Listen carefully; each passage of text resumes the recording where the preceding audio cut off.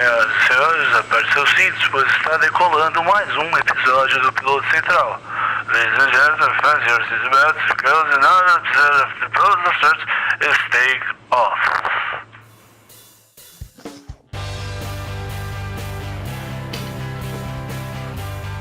Ó a guitarrinha. Bota a bateria, Bruno. Faz a bateria. Ô, Natasha, sorri pra gente. A Natasha tá toda com medo de sorrir. Ela é... Olha aí. Olha o som. Som de Melina. Sempre vamos falar. Som de Melina. Ó, Tom Morello. É, meu amigo, tá começando o Piloto Central com dinheiro na cueca e tudo mais. Eu tô com dinheiro na cueca hoje. Já vou avisar, Vitor. Se alguém apalpar as minhas nádegas, vai sentir uma nota de 200. Se prepara. Vai sentir aquela grana preta, né? Ah, vai sentir uma nota de 200 aqui, ó. Um malote de dólar saindo das minhas nádegas. É, meu amigo, semana maluca. Parece cíclico esse Brasil, né? Mais uma vez, em governos diferentes, foi encontrado dinheiro na cueca de político. Mais uma vez. Isso aí fez lembrar minha mãe, quando eu era criança, eu pedia as coisas, ela falava, você acha que eu cago dinheiro?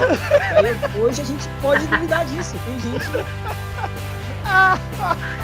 Será que ele cagou de 200 ou de 100, hein, Vitor? Que tá perguntando. Ah, meu Deus, se cagar 200 é bom demais! Meu amigo, seja bem-vindo a mais um Piloto Central, o seu semanal que conta as notícias da semana com muita filosofia, com muito dinheiro na cueca, com muito amendoim, com muito aparelhos, sorrisos metálicos, com muito Bruno e Vitor, porque eu sou Silas Lima! Eu sou o Bruno Moreira.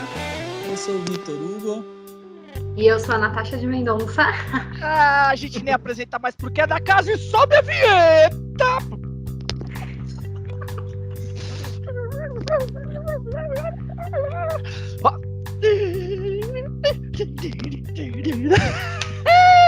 Começou, meu amigo, essa vinheta é muito boa, cara. Agora o YouTube não briga mais com a gente. O problema é que agora a gente não tem mais dinheiro pra impulsionar. Agora ferrou. Agora é o impasse da vida. Por isso hoje estou com dinheiro na cueca e é isso aí. Não tô nem aí, se pegar um, não vai me pegar, já passou, ninguém vai olhar mais. Eu já quero começar esse programa super especial porque hoje vai ser polêmico. Mamilos, um assunto polêmico, não sei pra quem lembra, talvez aí a década. Agora acabei de comprovar que eu sou de uma geração anterior, né, cara? Essa piada mostrou que eu sou de uma geração anterior. Que porcaria. Você lembra do Mamilos, Vitor? Lembro. Como que tá aquele menininho do Mamilos, né? Eu não sei, cara. Será que ele conseguiu? Eu acho que ele virou coach. Um assunto polêmico. Ou talvez ele esteja, soletra esteja. Talvez ele esteja aí em algum partido político ou fazendo algum programa tipo Cidade Alerta, porque é um assunto polêmico. Saber onde ele está é fácil. Agora eu quero ver o jacarezinho. E a turminha, como chama? A molecada? A molecada. Eu quero saber como está a molecada. Quem sabe onde tá o Vini, do Mexe a Cadeira? Eu sei, ele tá ensinando filosofia na Argentina. Olha, o Bruno acompanha o Vini, meu Deus, fantástico, né? Eu tenho todos os álbuns dele. Não, eu não sei se é pior não saber onde o Vini tá ou saber onde ele tá, cara. Ó, o álbum mais famoso dele que tem Mexe a Cadeira, que todo mundo conhece, aí tem Mexe a Cadeira versão samba, Mexe a Cadeira versão rap e Mexe a Cadeira a capela. São todos os sucessos dele. Ah, meu Deus, Vini, Mexe a Cadeira. Os anos 90 foi recheado de gente que tinha uma música só. Maurício Manieri, Vini, os Vagabundos. Você lembra dos Vagabundos? Um monte de gente. Aquela menina que tava, tô nem aí. Qual é o nome dessa menina? Alguém lembra o nome dela? É a Kelly Key, não é? Kelly Key, pelo amor de Deus. Qual é o nome dessa menina? Eu sei o nome dela. Tô nem aí. Ela fez muito propaganda de TV com essa música, né? Luca. A Luca. Aí, pronto, caramba. A Luca. Então, pensando na Luca, eu já quero começar com abraços especiais. Eu vou dar um abraço muito especial e depois vou deixar a Natasha aqui, a convidada quase não, né, da casa já, dá também 2 abraços especiais. O meu abraço especial é para um amigo de infância que hoje viu a nossa chamada, que a gente vai falar hoje do caso Robinho, e ele falou que eu vi, cara, e poxa, meu amigo de infância mesmo, lá do Flórida, o Diego Mustafa Chaine, um grande amigo, dos meus melhores amigos de infância. A gente tinha um time de futebol, ele, o Bruno Magrelo, olha os nomes, né? Silas, Era Diego Árabe, porque ele é Mustafa Chaine, Silas, Diego Árabe e Bruno Pelado. Isso é nome de time de futebol, meu amigo. Queria mandar um abraço pra ele, um beijo. E Bruno Magrelo, Bruno Pelado. Bruno Eu ia Magrelo. falar pelado ou magrelo? Ele Bruno tirou a Magrelo. roupa no caminho. Ai, Que horror. vai lá, manda os seus abraços especiais. Diego, um beijo. O meu abraço é para Rebeca Catalani e para o André Nascimento, que viram a chamada e questionaram a chamada. Falaram, tá errado isso aí. Eu preciso me explicar. Explica a situação para os nossos ouvintes. O que aconteceu, Natasha? Bom, Silas fez a chamada dizendo que Robinho tinha sido acusado de algo, quando na verdade ele foi condenado. E aí os dois responderam, condenado, em caps look, assim. Eu falei, pode deixar que a gente vai falar disso no programa. Ou seja, eu acho que, eu não sei se eu errei ou não, mas eu errei em partes e acertei em partes. Ainda está em o trâmite de julgamento, mas eu errei. Eu assumo que errei. Bruno, você quer falar alguma coisa? Fica à vontade. Eu quero. A Natasha mandou um abraço para os amigos dela de teatro, né? O pessoal mais de humanas que todos os pessoal de humanas. E eu quero mandar um abraço para os meus amigos que também são bicho grilo.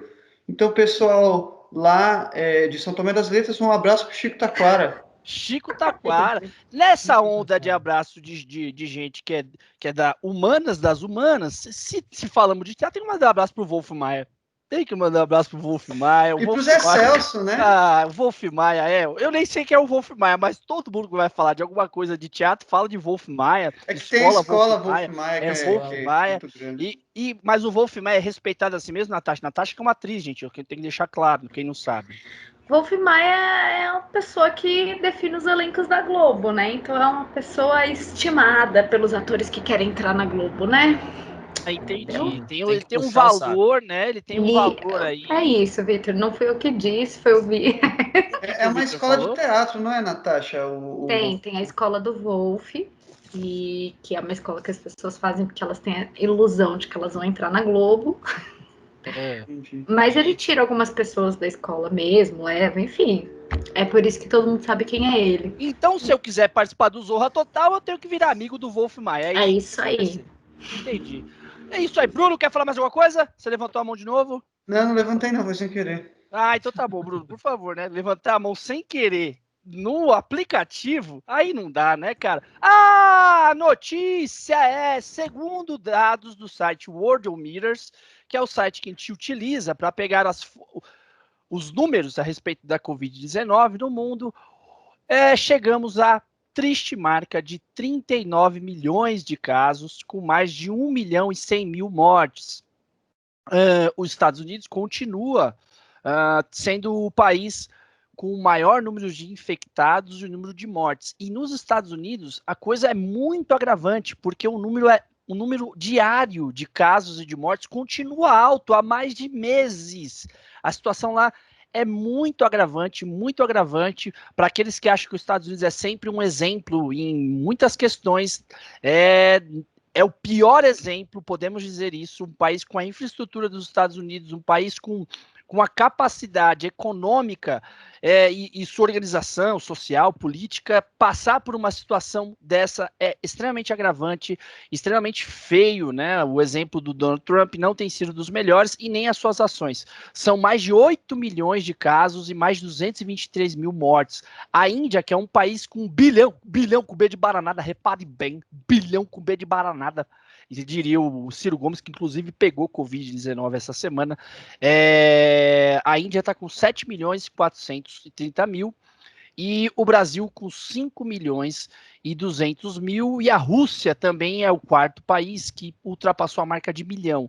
E a Espanha começa a figurar novamente, como quinto colocado, voltou a assumir o posto, ultrapassou a Argentina, sendo que a Espanha já passou por uma crise sanitária gravíssima lá no começo. Espanha, Itália, eram os países e França, os países do Ocidente e Europa, que a gente mais se preocupava lá no início da pandemia. Ou seja, qualquer deslize pode fazer a pandemia voltar. No nosso caso, não dá nem para dizer que a pandemia vai voltar, porque ela nem foi embora. Então tem gente, vai vir a segunda onda, mas peraí, quando saiu a primeira? Eu não sei, ninguém me falou desse dado. E o Brasil é o terceiro colocado em número de casos, mas tem a infeliz marca da segundo colocado em número de mortes. São mais de 153 mil mortes, os Estados Unidos têm 223 mil e a Índia tem 113 mil mortos. Fazendo o nosso panorama, hoje vai ser mais curto, a gente vai só fazer um alerta, porque a gente sempre fala da condição da África. A África se preocupa muito, porque ela começou a se reabrir economicamente e começou a aceitar novamente turistas em sua região, e nas últimas 3 semanas houve uma crescente semanal de 7,5% em média no aumento do número de casos e no aumento de número de mortes, e a preocupação começa a se acender, porque a África até então era um continente relativamente preservado comparado aos outros continentes do mundo. A América continua caótica, a América em todos os sentidos, Estados Unidos, Brasil, Peru, a gente tem problemas na Colômbia muito forte, no México, a própria Argentina com muito número de casos, e a Europa e a Ásia com esse medo da segunda onda, que já chegou na Europa de fato, já começa as várias restrições na França, na Espanha, em diversos países. Eu vou começar aqui fazendo um recorte, porque na semana passada eu alertei para uma possível, me senti um cara, fiz uma previsão aqui, o Bruno estava comigo, só estava eu e o Bruno é a única testemunha que aqui pode A mãe de provar. Nado, o podcast. Você não tem noção, eu fiz aqui, repare bem, eu fiz uma previsão dizendo, repare bem, eu fiz uma previsão dizendo que era possível que houvesse uma crise política a respeito das vacinas Coronavac e a vacina de Oxford. A vacina de Oxford é patrocinada pelo Ministério da Saúde e a Coronavac é patrocinada pelo Estado de São Paulo, representado pelo Instituto Butantan. E as duas estão na última fase de testes para serem patenteadas e serem comercializadas para atender a população. E eu fiquei preocupado, porque poderia haver ali um ganho político de quem conseguisse validar a vacina primeiro, Dória e Jair Bolsonaro. Essa semana, numa reunião do Ministério da Saúde, ele anunciou o Plano Nacional de Imunização e nesse plano, no anúncio dele, não foi mencionado e nem contido a vacina do Instituto Butantan.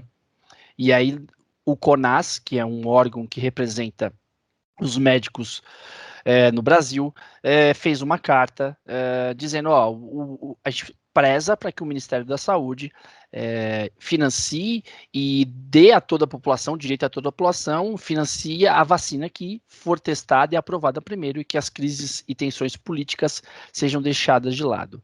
A pergunta que eu faço, e a atenção que eu faço, o Dória já passou panos quentes, o Bolsonaro não se pronunciou, a semana que vem o governador João Dória tem uma reunião com o Eduardo Pazuello, o carioca, que ele é um militar que fazia pão, tô brincando, não era isso, mas ele é um militar que não é médico, mas é o ministro da Saúde, depois de 2 ministros no meio da pandemia pedirem para sair, tá? Só para lembrar disso, eu queria lembrar disso porque a gente não é um exemplo também, tanto quanto os Estados Unidos.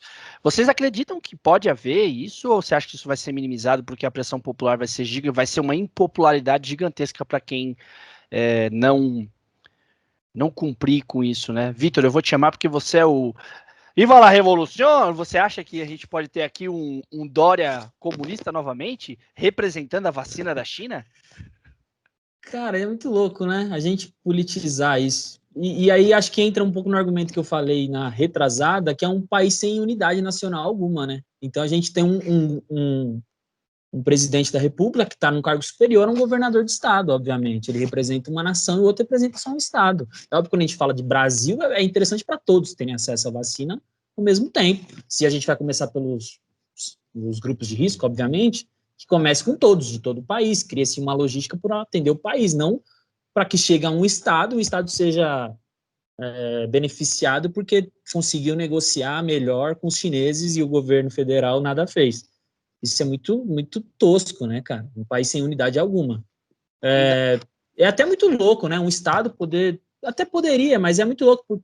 Como é que o Instituto Butantan representa só São Paulo? Até é interessante, mas daí me parece que poderia ter sido tudo feito pela Fiocruz, que representa a nação e dialogou junto com a a vacina de Oxford, poderia, talvez, eu não sei também a logística disso, se poderia ter feito também com a coronavírus chinesa, né, também tem essa questão da China, né. Eu confesso não ver problema, viu? Eu acho que Não me parece ter problema, centralizar. eu acho que todos os braços poderiam se unir para um bem comum. Essa é a questão. O Instituto Butantan não interessa se ele é de São Paulo, ele poderia ter um bem, Ele pode ser, ele é bom para o Brasil. Brasil, né, a gente não pode beneficiar um setor da sociedade, os paulistanos, porque o nosso instituto a gente está segregando um país, porque o instituto é de São Paulo e não de fora.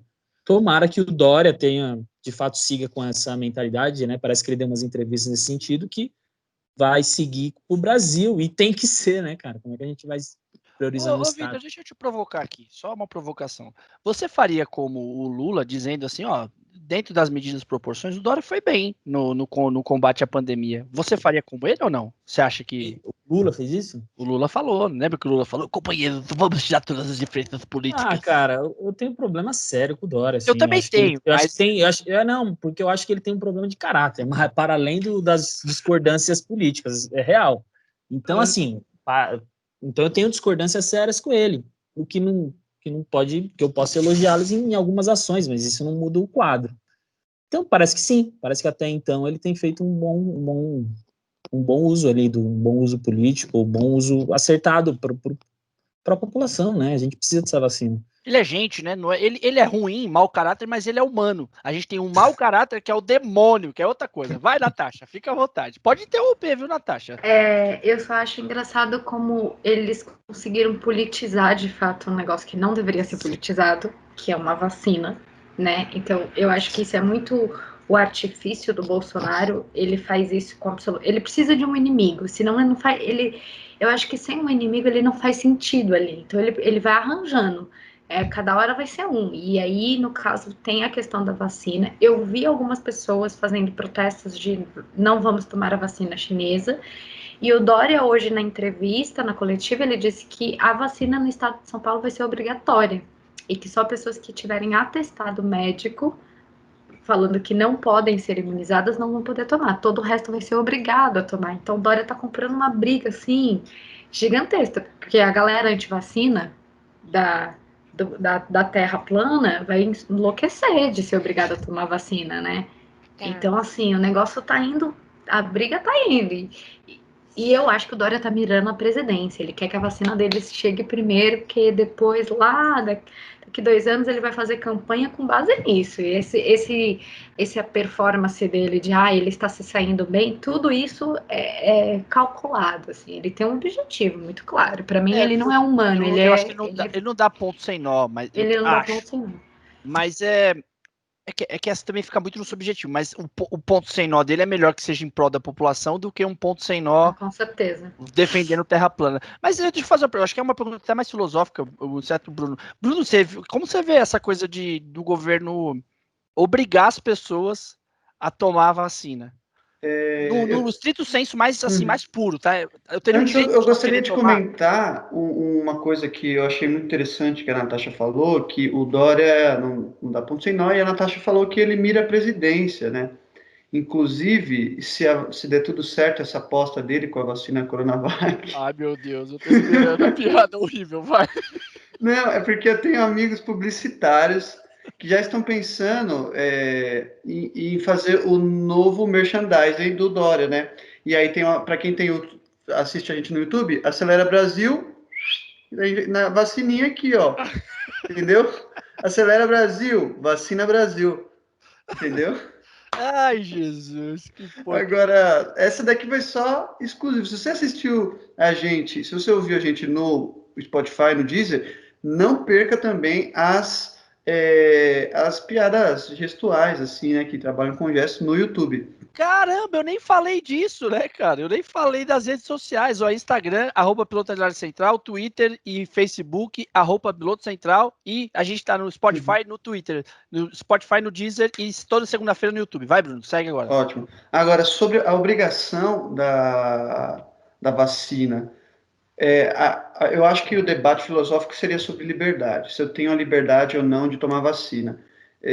A gente pode pensar isso de acordo com algumas escolas éticas, mas eu acho que a menos complicada, o formato moral ou ético menos complicado para a gente debater isso é o utilitarismo, porque assim, o utilitarismo ele visa um cálculo geral buscando a felicidade e o menor número de desprazer possível, de dor, né?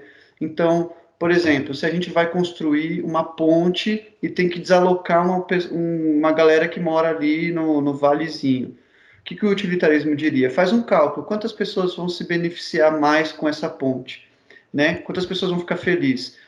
Milhares e milhares de pessoas vão poder visitar o parente, vão chegar mais cedo em casa, então vai ter muita felicidade e vai ter uma infelicidade das pessoas que vão ser desalocadas ali naquela cidadezinha, mas é um número pequeno, visto o tempo que essa ponte vai durar e o tanto de pessoas que vão ser felizes por causa dessa ponte. Então, o que o utilitarismo poderia dizer? Tira as pessoas da cidade, né?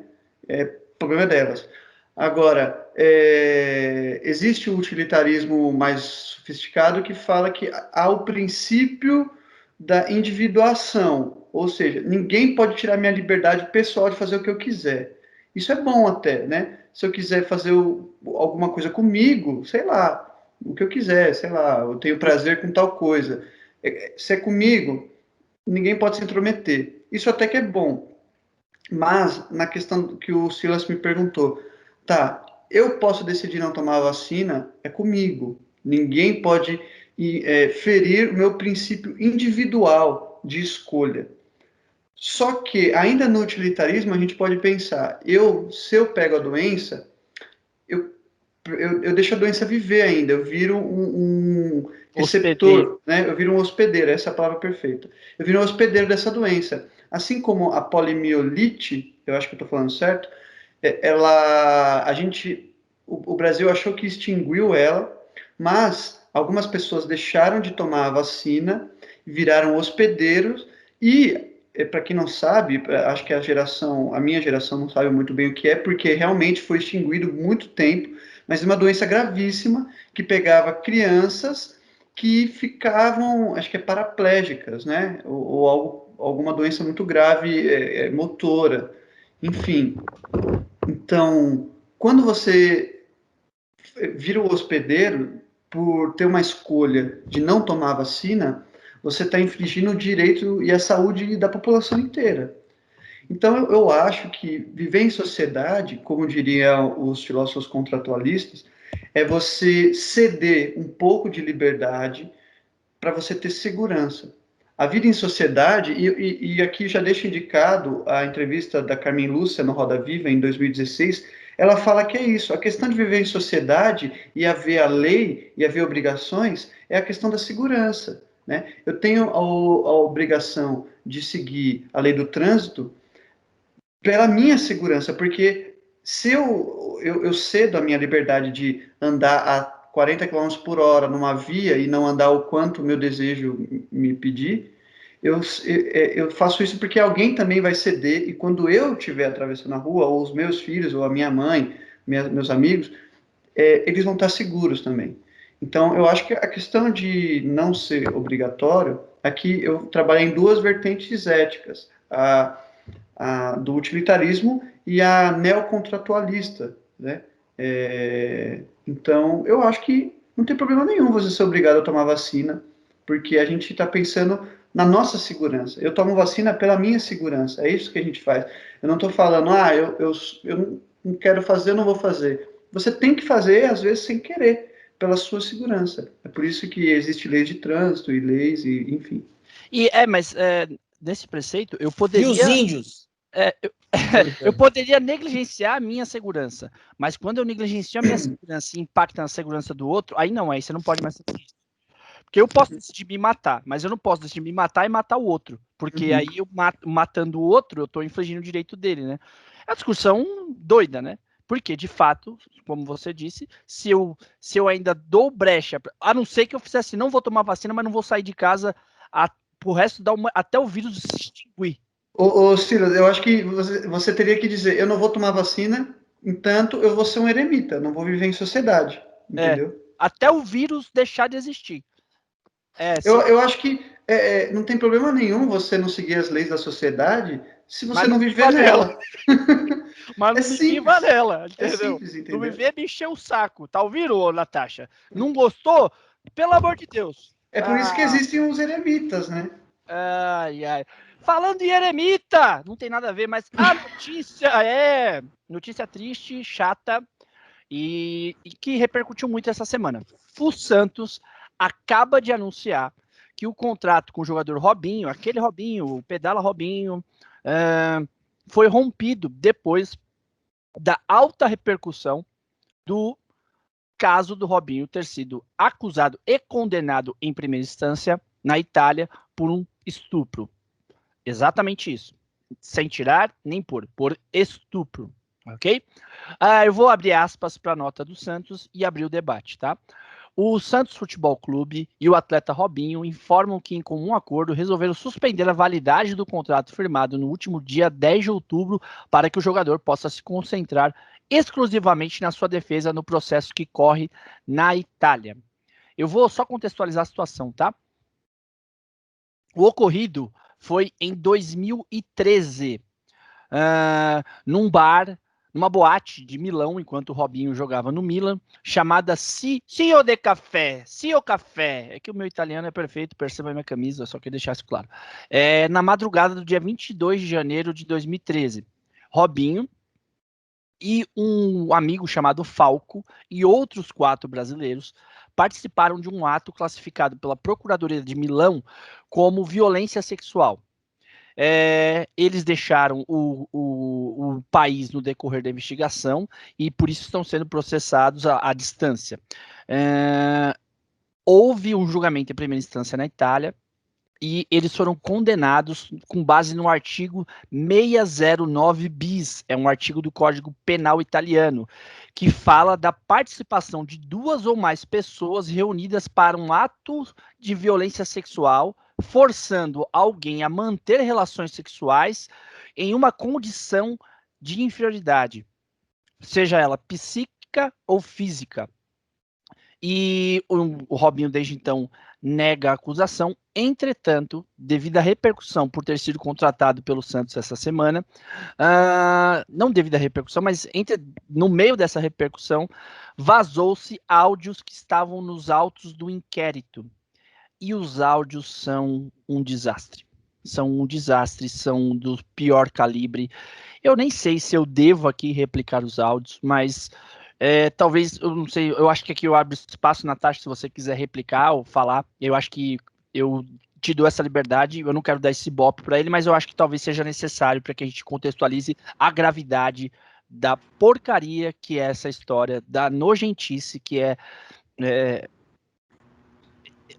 esse costume humano, e eu vou dizer isso porque isso não é isolado, tá? Esse costume social, esse costume de uma sociedade muito machista e inescrupulosa com as mulheres. Natasha, fica à vontade. Eu acho que reproduzir talvez seja um pouco gatilho para mulheres que sofrem violência, que possam ouvir. Eu não sei se os áudios estão aí, acho que as pessoas podem pesquisar, tá muito fácil acessar, né? Mas eu acho que essa história me traz 2 questões. Primeiro, esse caso ele aconteceu em 2013, então de alguma forma alguém muito influente se indignou e trouxe isso à tona, né? Porque em outras situações isso provavelmente teria passado despercebido, como passa com a maioria dos jogadores que fazem um monte de merda nesse sentido e continuam jogando futebol e sendo ídolos, que importa mais o futebol do que a conduta deles como pessoas. Então, de alguma forma, é importante que tenha havido este movimento na internet de questionar essa contratação, assim. Uma coisa que me incomodou muito é que, por exemplo, os patrocinadores do Santos, teve um patrocinador que se posicionou e que te retirou o patrocínio. O restante não, a gente vai fazer uma reunião aqui, vamos resolver. Eles ficaram tentando administrar a crise. Eu acho que enquanto a gente pagar e pagar para ver, assim, tipo, vamos tentar administrar a crise. Se todo mundo esquecer, a gente continua aqui, segue com o cara vai trazer Ibope pro time, tá tudo certo. Então eu acho que a gente tem que questionar a postura do Santos. O Robinho, assim, intragável as coisas que ele disse. É um absurdo, por exemplo, ele não estuprou a menina na cabeça dele porque ele não teve penetração sexual, né? Mas para ele sexo oral não é estupro. Ele obrigar alguém a fazer um sexo oral nele completamente dopada, a menina estava completamente dopada. Então, assim, para contextualizar, eles deram bebida para ela, ela estava na boate com mais 2 amigas, uma não bebeu porque estava grávida e a outra ia dirigir. E ela foi bebendo, bebendo, bebendo. E ela diz que em determinado momento as meninas foram embora e a outra falou: X horário eu volto para te buscar. E aí ela fala que ela saiu da área que ela estava e ela começou a se sentir completamente zonza. Então, assim, até que ponto ela só bebeu e não batizaram a bebida dela? Já é meu primeiro questionamento, mas isso é só suposição minha mesmo, tá? Não tem nada nos inquéritos disso, mas ela ficou num estado que eu acho que vai um pouco além, assim. É muito comum bebida de mulher ser batizada, assim. É muito comum. Eu tenho amigas que já tomaram água na balada que o cara abriu a água na frente dela e a água tava batizada e a menina, tipo, apagou. A sorte que pagou com a gente. Então, assim, é uma loucura ser mulher no mundo. Não só, né? A gente vê que não é só aqui. Então, e aí eles levam ela para o camarim do músico que estava tocando, né, nessa balada, que era uma noite brasileira. Então, o músico era brasileiro. E esses, acho que 5 ou 6 caras, né? Eles abusam sexualmente dela de formas diversas. O que é importante dizer? Que abuso sexual não é só a penetração, né?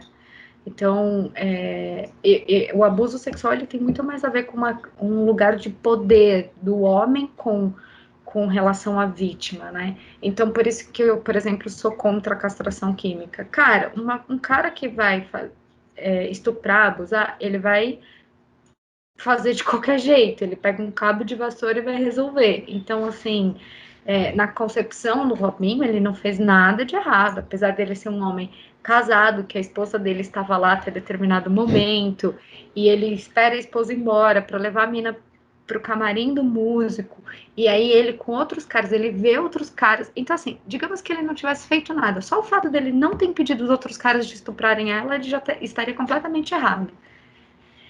E aí, eu vou fazer uma provocação para vocês, homens, assim, porque a gente fica muito indignado com essas notícias, mas até que ponto vocês se posicionam contra amigos que têm uma postura que é conivente com a cultura de estupro? Então, assim, eles claramente compactuam com a cultura de estupro, e o Robinho, mesmo que na cabeça dele ele acha que ele não fez nada, se ele não tivesse feito nada, o fato dele não ter impedido o que aconteceu com ela já seria para mim assim o suficiente para ele ser execrável.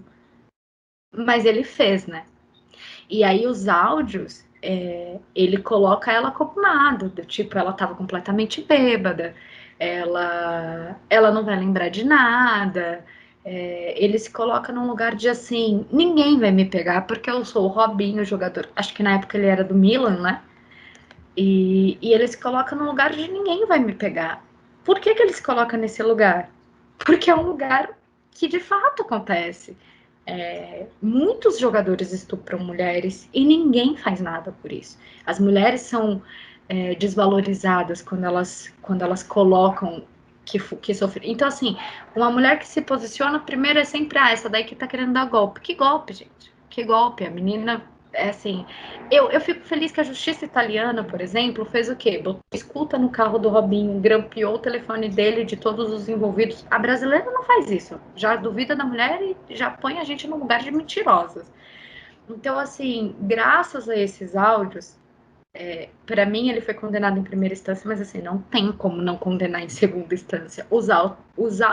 Ele depõe contra ele nos áudios. Eu não sei se você quer falar sobre os áudios, mas assim, ele depõe contra ele. Então, se você é um homem que está ouvindo este momento aqui e fala assim, mas eu não estupro ninguém.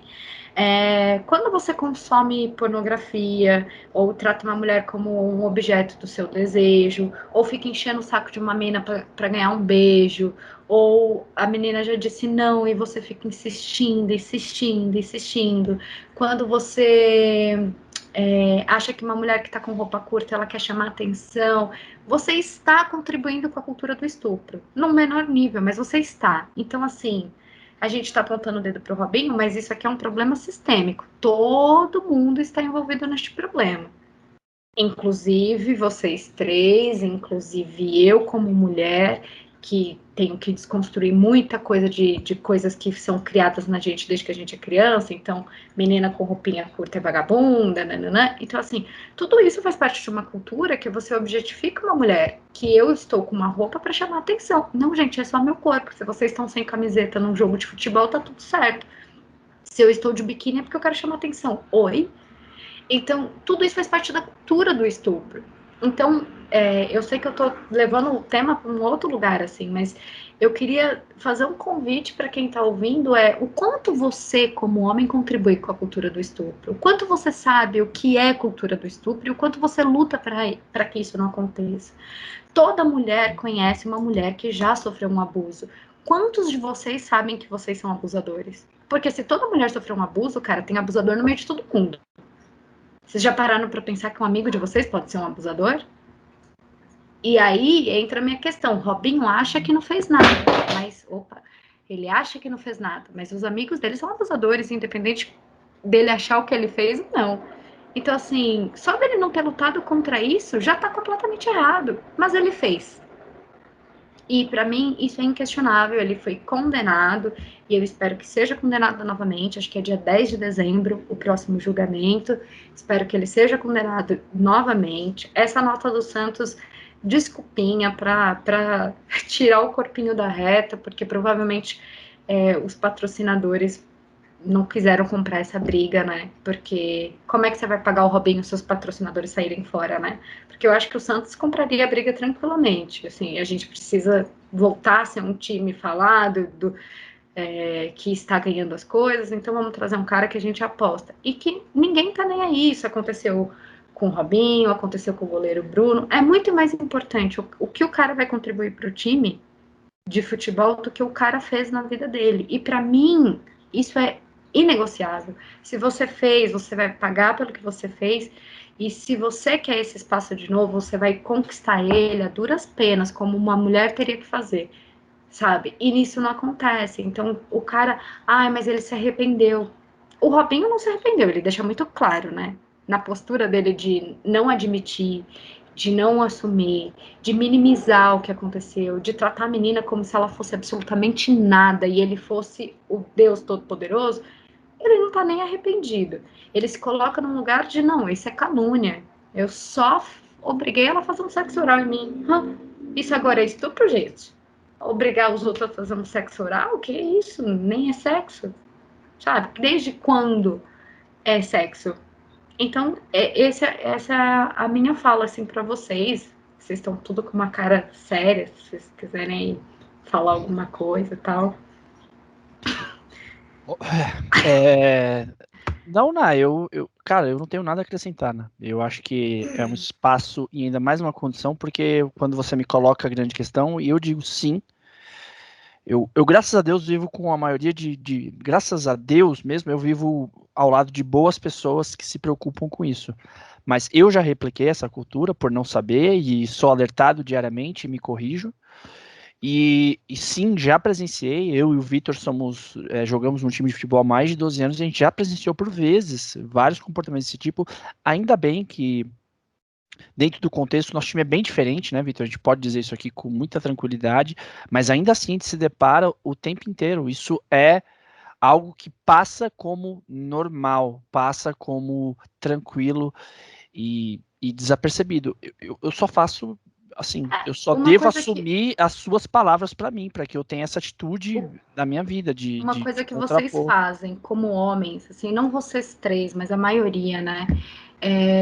Competição de quem come mais, quem é o pegador. E, gente, vocês estão endossando a cultura do estupro.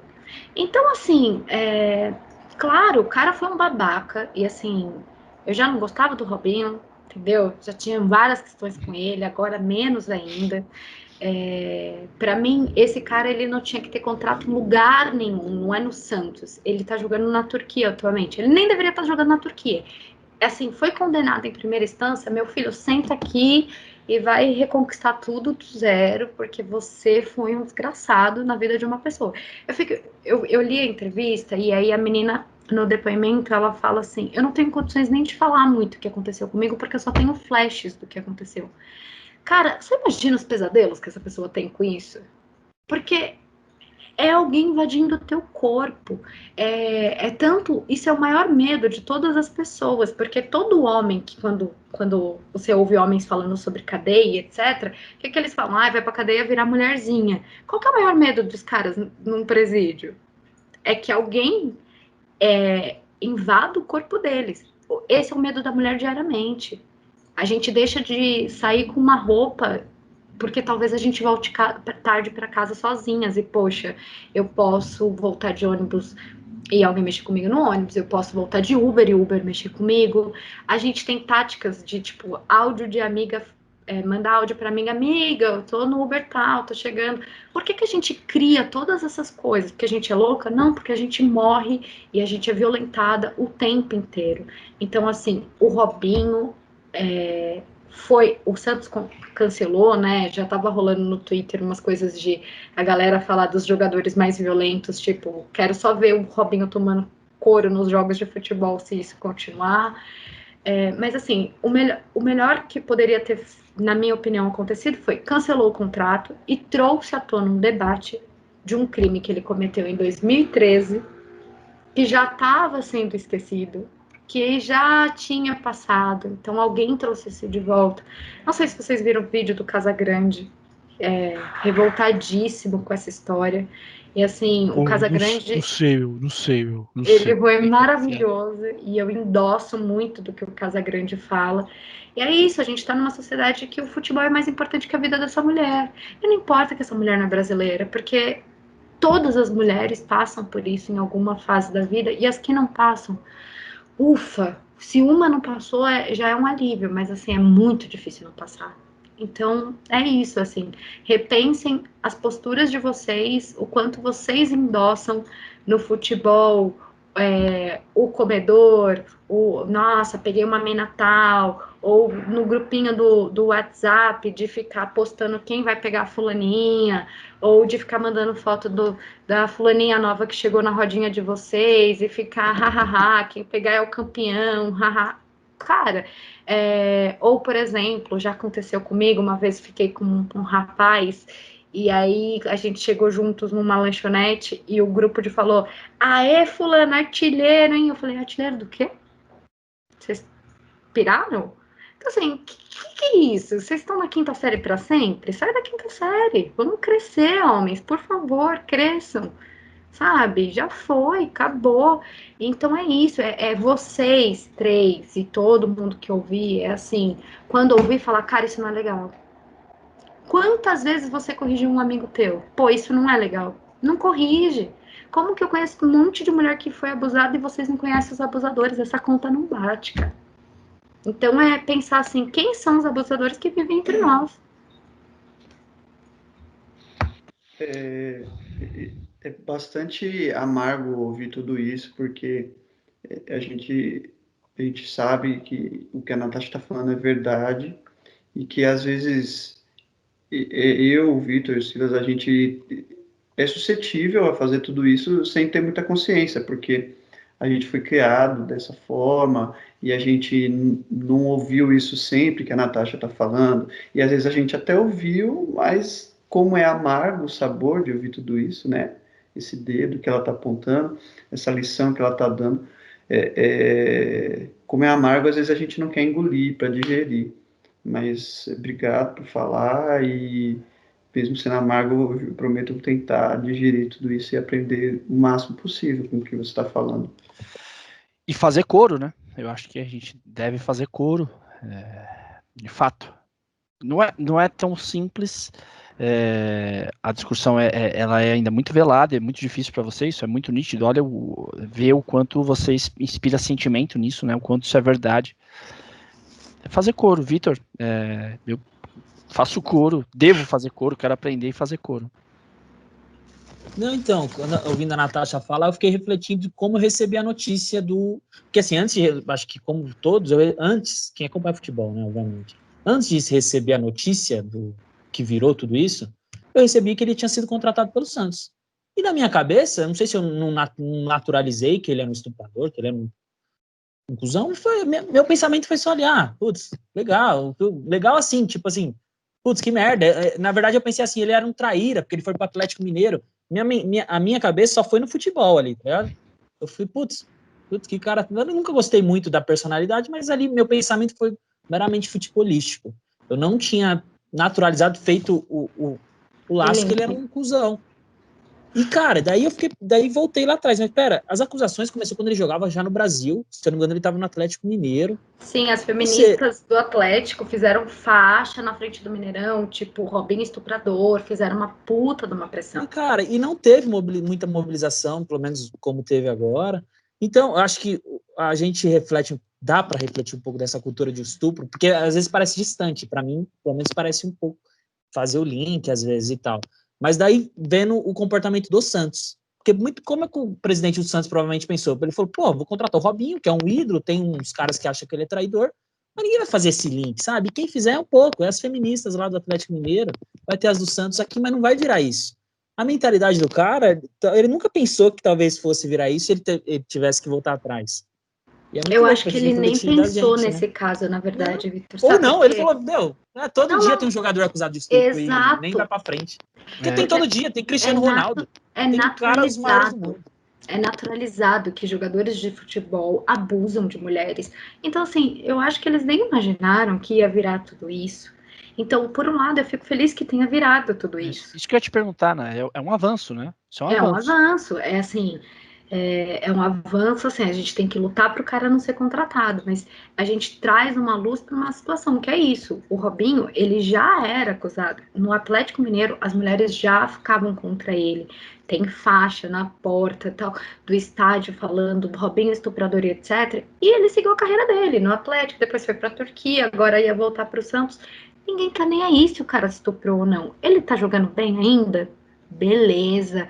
Ele era da época, ele jogou junto com o Neymar, ídolo do Santos, vai trazer aí um negócio pro time. Você acha que alguém da contratação, porque geralmente só tem homem envolvido nisso também, né?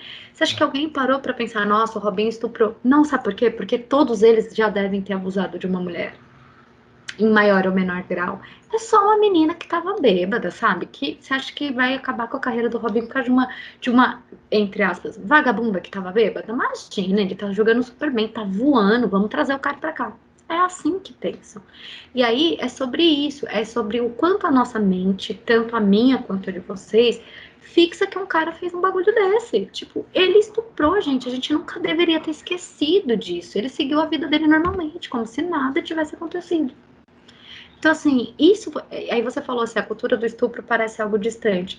Não é, porque a gente anula os estupradores e a gente torna eles ídolos. A gente faz isso o tempo inteiro. Então, é repensar a nossa postura. Porque, assim, a hora que estourou a bomba, é isso. Eu fico brava, vocês ficam bravos, vocês ficam revoltados. A gente ouve os áudios. Nojo, dá vontade de, assim. Deus me perdoe, né? Que a gente é cristã aqui, a gente tem que ter amor, mas dá vontade de sentar a mão, entendeu? Descer a porrada no Robinho, assim. Meia hora de porrada sem perder o lado cristão, pode ser? Sem ir pro inferno, meia hora sem ir pro inferno. Pô, Deus, libera aí. Porque é isso, cara, que é um desgraçado. Só que a gente esqueceu, a gente já sabia disso. E aí é isso, a gente naturaliza, porque a gente naturaliza ouvir agressões contra mulheres no nosso grupo do WhatsApp, no jogo de futebol. Vocês têm um time de futebol, vocês sabem. A gente naturaliza ver mulheres ouvindo cantadas na rua. A gente naturaliza olhar uma mulher de minissaia e pensar, pô, mas aqui não é ambiente para ela estar de minissaia. Por que não? A gente olha o biquíni da fulaninha na praia e fala, mas quer se aparecer. Não, gente, Se o homem pode se vestir do jeito que ele quiser, eu posso me vestir do jeito que eu quiser. Então, essa objetificação da mulher é a cultura do estupro. E se a gente não luta contra isso, se quando eu ouço, sei lá, vamos supor, o Silas e o Bruno são os meus amigos de convívio, eles falam alguma coisa e eu não bato de frente na hora, eu estou endossando. E se vocês, como homens, não compram briga com seus amigos homens, que são, todos vocês são estupradores em potenciais. Todos os homens odeiam ouvir isso, mas vocês todos são estupradores em potencial. Se vocês não debatem com o outro, vocês estão endossando. Pô, o músico viu o Robinho enfiando o pênis na boca da menina. Ele questiona no áudio. Mas você não fez isso? Não, mas eu fiz isso, mas isso não é sexo. Graças a Deus, Deus me livrou que eu não fiz Isso, eu não transei com ela, eu só coloquei meu pênis na boca dela, mas eu não transei com ela. Eu tentei, mas não consegui, entende? Então, quando você chama seu amigo de brocher, será que você não tá só mantendo aqui um sisteminha, aqui o sexo, sabe? Então, vamos parar para pensar sobre isso, sabe? Eu acho que é isso. Acho que além de falar do Robinho, que é de fato um cara que tá muito distante e que eu aposto que daqui a uns 2 aninhos volta aí para qualquer time, de boa, tranquilo, ou vai encerrar a carreira dele na Turquia, na China, no raio que eu parta, com a grana toda que ele já tem, só acumulando mais fortuna, e isso não vai abalar em nada a vida dele, tá? Vai abalar o retorno dele pro Santos, mas assim, a vida dele vai seguir normal. Então, assim, vamos trazer para o nosso cotidiano, já que com o Robinho a gente não pode fazer muita coisa. Traz aqui para o cotidiano, questionem vocês mesmos, questionem os seus amigos, se questionem o tempo inteiro, sabe? É isso. Se atentem, o quanto a gente está endossando a cultura do estupro no nosso dia a dia. O que aconteceu é parte da cultura do estupro. Eu não tenho o que falar, meninos. Agradeço. Não, obrigado. Mas só para descontrair um pouco, quem é corintiano vai concordar comigo. Se o Rogério, em 2002, quando ele começou a pedalar lá na frente dele, tivesse dado uma legal, impossibilitado ele, quem sabe? Rogério conivente, o Rogério maldito. Rogério endossou, tá vendo? Rogério lateral do Corinthians 2002. O Natasha. Pedalando, não deu. Mas meu Deus do céu. É difícil, eu sei, mas eu acho que não, é porque qualquer coisa é muito louco, porque é muito amargo e não tem defesa. Não tem defesa. É um fato. Eu posso dizer, eu não sou, mas, cara, tanto quanto você disse, intencionalmente, talvez em vários sentidos, a gente não é, mas a gente precisa reconhecer que há, sim, uma estrutura. É estrutural. A gente precisa quebrar para que a gente não normatize isso, né? E sabe quem precisa quebrar? Vocês. Sim. A gente já tá tentando como mulheres, mas a gente é meio que quebrada pela estrutura, entende? Uhum. Enquanto vocês não se colocarem, o músico que viu, ele questiona o Robinho, ele vai na justiça italiana e depõe falando que não viu nada. Louco isso. E essa postura da justiça italiana é muito bacana, né? Porque, de fato, essa coisa da escuta, porque assim, tem a presunção da inocência, mas também há o não desconfiar. A gente teve essa discussão aqui com outro assunto, né, Bruno? Eu não lembro qual foi o assunto, o Vitor também estava. Teve um outro assunto dias atrás que a gente discutiu sobre a questão da presunção da inocência e sobre a vítima. E a gente chegou à conclusão que, nesses casos, o melhor que a gente faz, que a gente não tem a comprovação, o melhor que a gente faz é não ter, é suspender o juízo. Porque suspendendo o juízo, eu protejo a vítima, deixo averiguar e também não acuso ninguém justamente porque, em algum caso, não estou dizendo aqui, mas em algum, não é esse o caso, tá? Não é esse o caso. Quero deixar muito claro, não é esse o caso. O rito jurídico só vai acontecer se o Robinho não for condenado, é por uma grande injustiça, porque o crime está revelado, ele confessa, ele diz que fez, ele se auto... tanto que a juíza que cuidou do caso diz, ele ironiza, ri, fala como você presenciou aqui. Mas essa coisa de suspender o juízo, é o melhor que você faz, então, se você quer... Olha ainda, se você quer... A presunção da inocência, que é um direito de todo ser humano, de fato é... Só não trate a vítima como alguém a priori com todo respeito, com termos chulos como a própria Natasha trouxe aqui, traçando a mulher como uma vagabunda, como uma puta, como qualquer outro termo. Uma que mentirosa que uma quer tirar mentirosa que dinheiro. quer tirar dinheiro. E sempre preservando aquilo ali, no caso, o opressor. Eu sei que é uma palavra desgastada politicamente, mas é de fato isso, o opressor, o agressor. Eu acho que essa é a palavra principal. E, Natasha, obrigado. Bruno, quer falar alguma coisa? Podemos seguir? O que você acha? Pode seguir. Posso, né? Posso seguir? Quer falar mais alguma coisa? Não, podemos seguir. Quer xingar a gente mais um pouco? Não, tá ótimo. A notícia é Carol Solberg, uma jogadora de vôlei, foi denunciada e por uma manifestação política durante um evento da CBV, né, da Confederação Brasileira de Vôlei. O que aconteceu? Ela deu uma entrevista ao vivo no dia 20 de setembro, após conquistar a medalha de bronze no circuito nacional.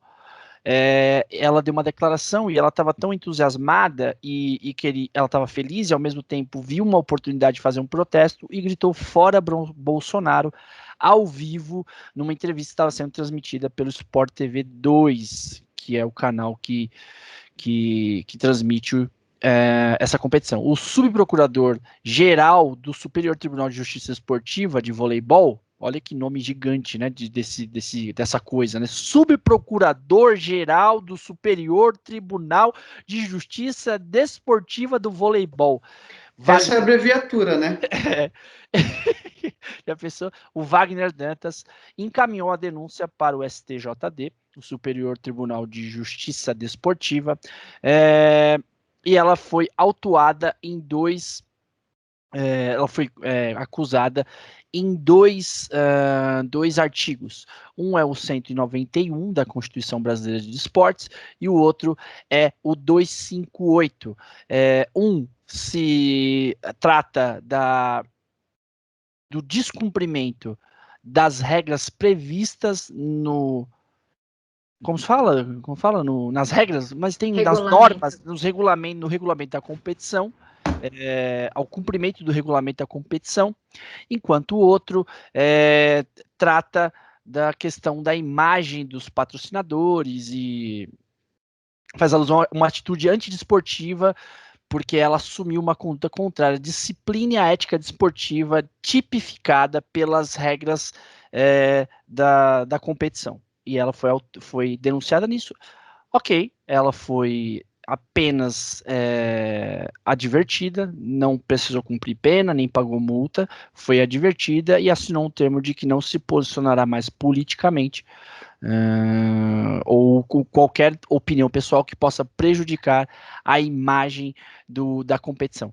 Eu quero aqui destacar, tá, que o regulamento da competição do Circuito Nacional de Vôlei de Praia tem um artigo, que é o que ela feriu, que é o item 3.3 desse documento. O jogador se compromete a não divulgar através dos meios de comunicação a sua opinião pessoal ou informação que reflita críticas ou possa, direta ou indiretamente, prejudicar ou denegrir também já é uma palavra que a gente precisa dar uma corrigida, mas está lá, a imagem da CBV e ou outros patrocinadores e parceiros comerciais da competição. O Banco do Brasil é o principal patrocinador da competição, só para deixar isso claro.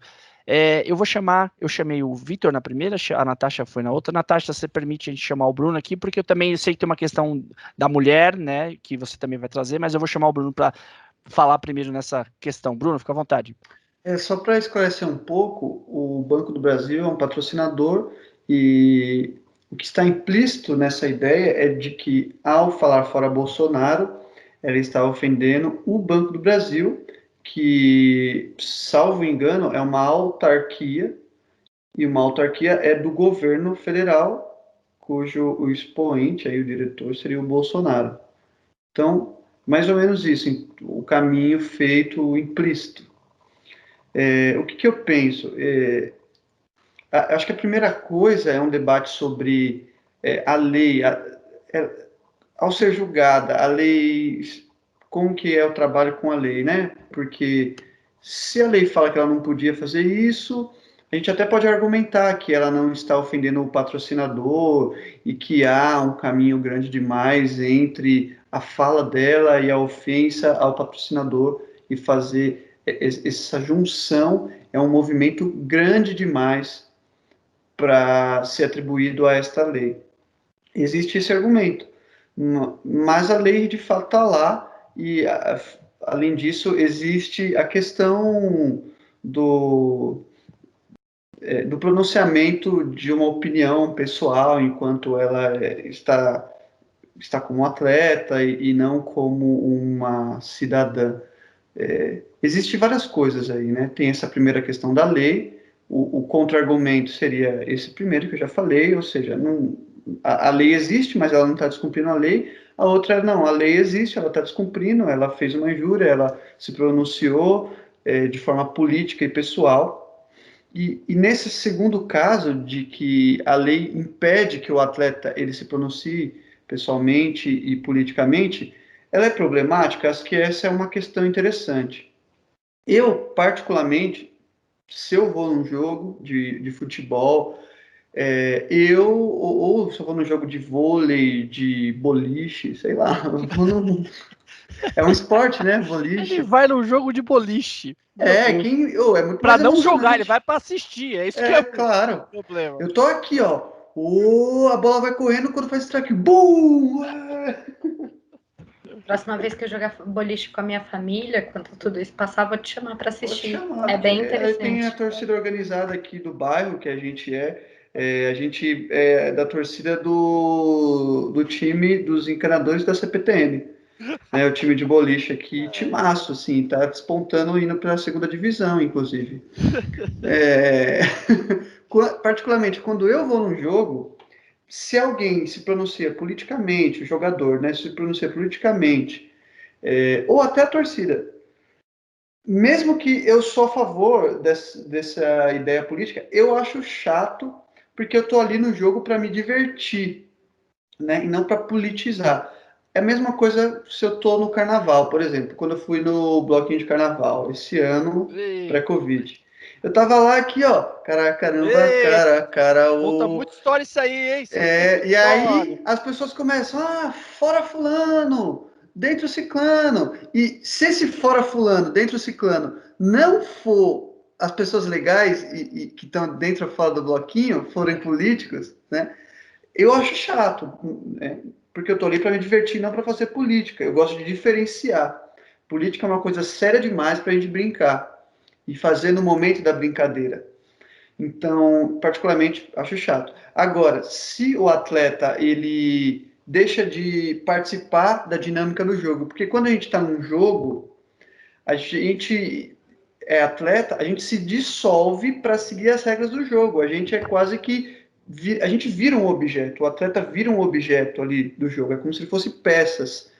Então, quando um atleta ele se pronuncia politicamente, ele quebra essa dinâmica. Na arte é a mesma coisa, se eu estou seguindo o jogo da peça, quando você está interpretando, aquela peça ela tem as regras próprias dela, você tem que entrar, falar tal coisa, sair e tal.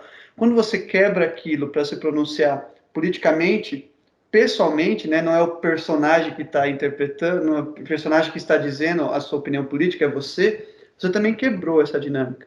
Isso, eu acho que é chato, mas eu não acho que deveria ser punido por lei. Eu acho que é um exagero demais você ter uma lei para legislar quando um jogo é chato, uma peça é chata ou não, né? Então, no caso dessa atleta, quando ela se pronunciou politicamente, ela quebrou essa dinâmica, isso segundo a minha interpretação, né? Porque existem outras, inclusive, que eu não trouxe porque eu não acredito, entendeu?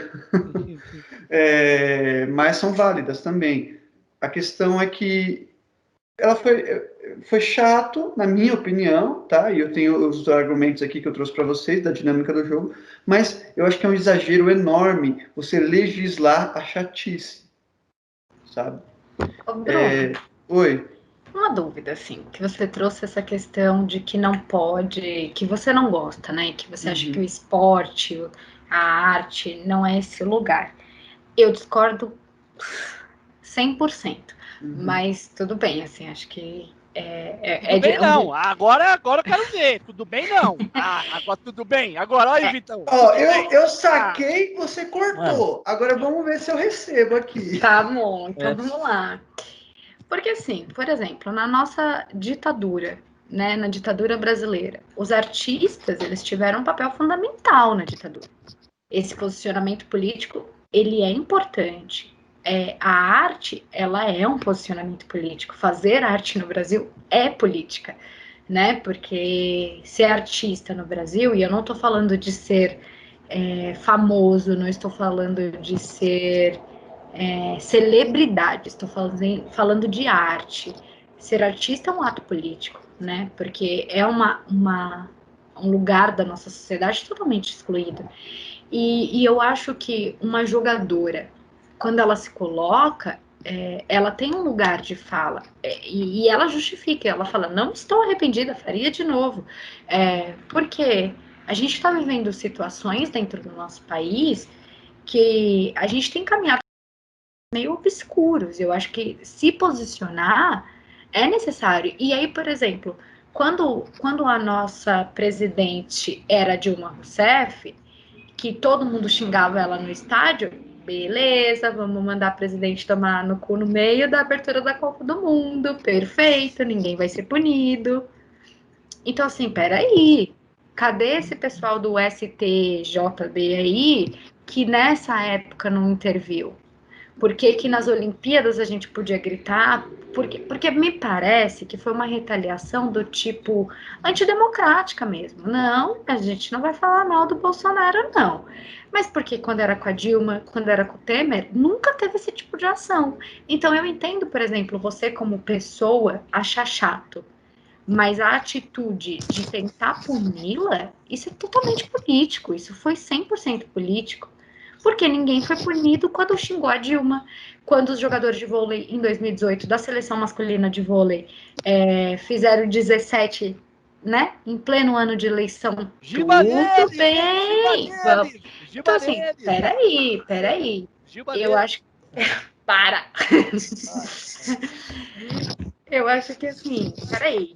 Que regra que ela infringiu? Eu acho que estão tentando. O que ela fez contra a imagem do Banco do Brasil? Se o banco é estatal, que em parte é nosso também, como população, afinal paga impostos e não são poucos. Assim, eu tô ferindo a imagem do Bolsonaro. Peraí, o banco não é do Bolsonaro. O Bolsonaro é um representante temporário que, se Deus quiser, não vai se reeleger, né? Vamos já ir fazer muitas orações. Mas assim, calma aí, cara. Não é assim que funciona. Então, eu acho que é nesse sentido, entendeu? Que eu acho que o que aconteceu com ela foi uma retaliação antidemocrática. Eu entendi o que o Bruno quis dizer, tá? Até, viu, Natasha? Bruno, mas pode falar, Bruno. Eu vou ser melhor do que eu pra falar sobre você mesmo, não é verdade? Claro que não. Você é muito fala fácil de mim, você muito falar melhor. de você quando você tá falando de você. Agora eu quero ver você falar de você quando você não é você. Então. Eu quero ver isso aí. Mas você sabe que você é você.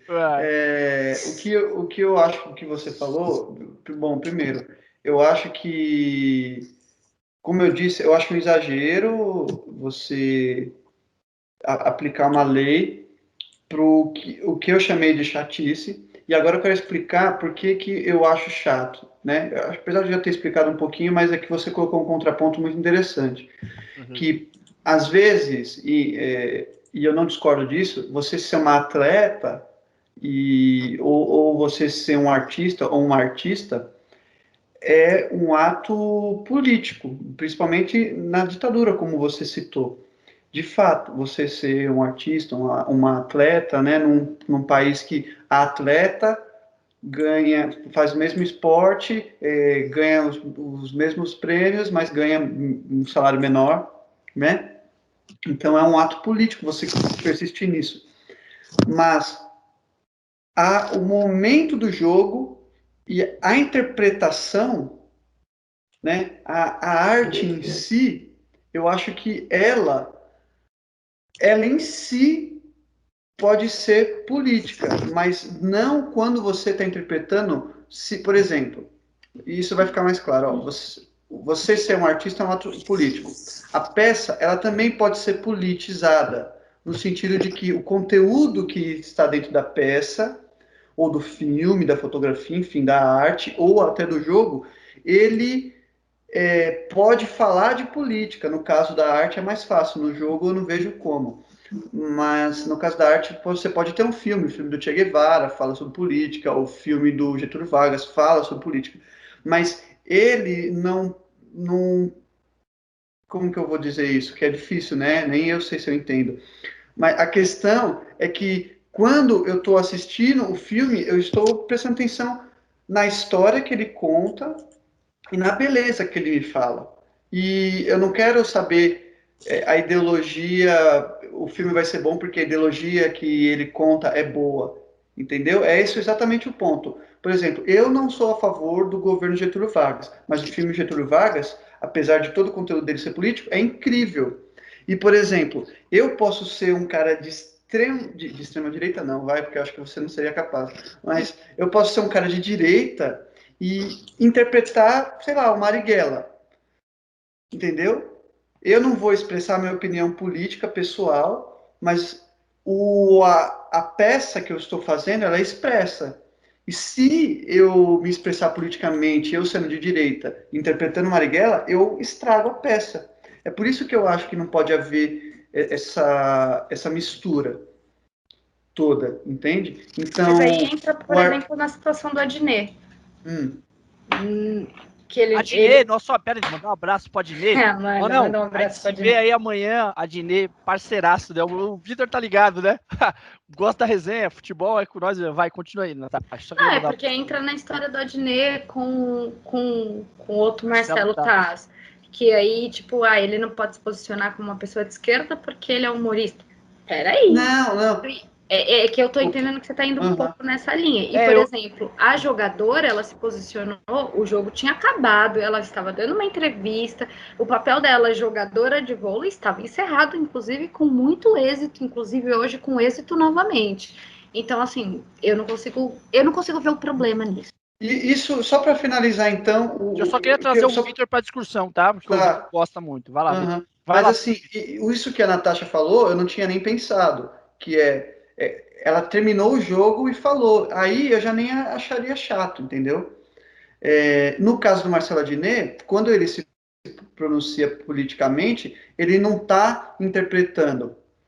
Né? Ele, por exemplo, quando ele imita o Bolsonaro, ele está fazendo uma chacota e tal. Mas quando ele fala, bom, eu acho isso, ele não está mais. Ele está fora do personagem. Essa é a questão, ele está fora do personagem. Quando ele fala, eu, Marcelo Adnet, acho isso. Oi? Ela não estava fora já? Eu acho que então, eu não tinha pensado nisso, isso que eu estou falando, eu não tinha pensado. Então, sim, eu concordo com você, não foi chato, né? Eu acharia chato se fosse durante o jogo. Aí eu acharia chato demais.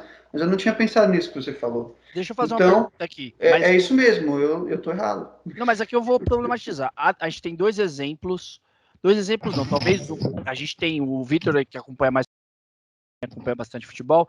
O Felipe Melo é um jogador que frequentemente após o jogo, em campo, na entrevista de campo, tanto quanto a Carol Solberg, ele vai lá e já se posicionou a favor do Bolsonaro algumas vezes na entrevista de campo. E nunca aconteceu nada. Mas não acho de bom tom. Eu não acho de bom tom. De bom tom eu não acho, tá? Não acho de bom tom, concordo com o Vitor, com o Bruno. Mas eu também concordo plenamente que, primeiro, o regulamento é extremamente escroto, um regulamento que tenta limitar isso, porque eu não sei se eu consigo. Essa ideia de que eu consigo apartar o ser humano do seu ofício é uma ideia que me preocupa em certos momentos. Eu não sei se é possível, a gente pode até persegui-la, mas eu não sei se é possível. Vitor, fala um pouco aí, que eu sei que você gosta muito do tema também. Cara, eu, diferente do Bruno, um pouco, eu gosto de posicionamento político, principalmente quando é a favor do que eu gosto, entendeu? Se o cara chega no show e fala assim, ó, primeiramente fora Temer, eu nem vejo o show, eu já aplaudo, nossa, que show da hora, velho, nem vejo os restantes, tá ligado? Os caras vão falar, o show foi da hora, mano, o cara chegou, ele virou a guitarra, tava escrito fora Temer, velho, o cara, nem sei se ele toca bem, era playback. Não, mas é realmente, eu acho importante, na verdade, que a gente se posicione politicamente. E eu, óbvio, vocês sabem que eu acho que a história tem um lado certo. E não é porque é um lado à esquerda, não é nem por isso, mas eu acho que é o lado certo, é o lado humano. Então, quando eu não acho que são iguais, né? A gente pode tentar fazer as pessoas talvez me questionem o seguinte, pô, mas por que você gosta só quando é a favor? Porque eu acho que eu tô do lado certo, pelo menos de um lado mais humano da história. Quando o Felipe Melo faz e por que é diferente quando a Carol faz?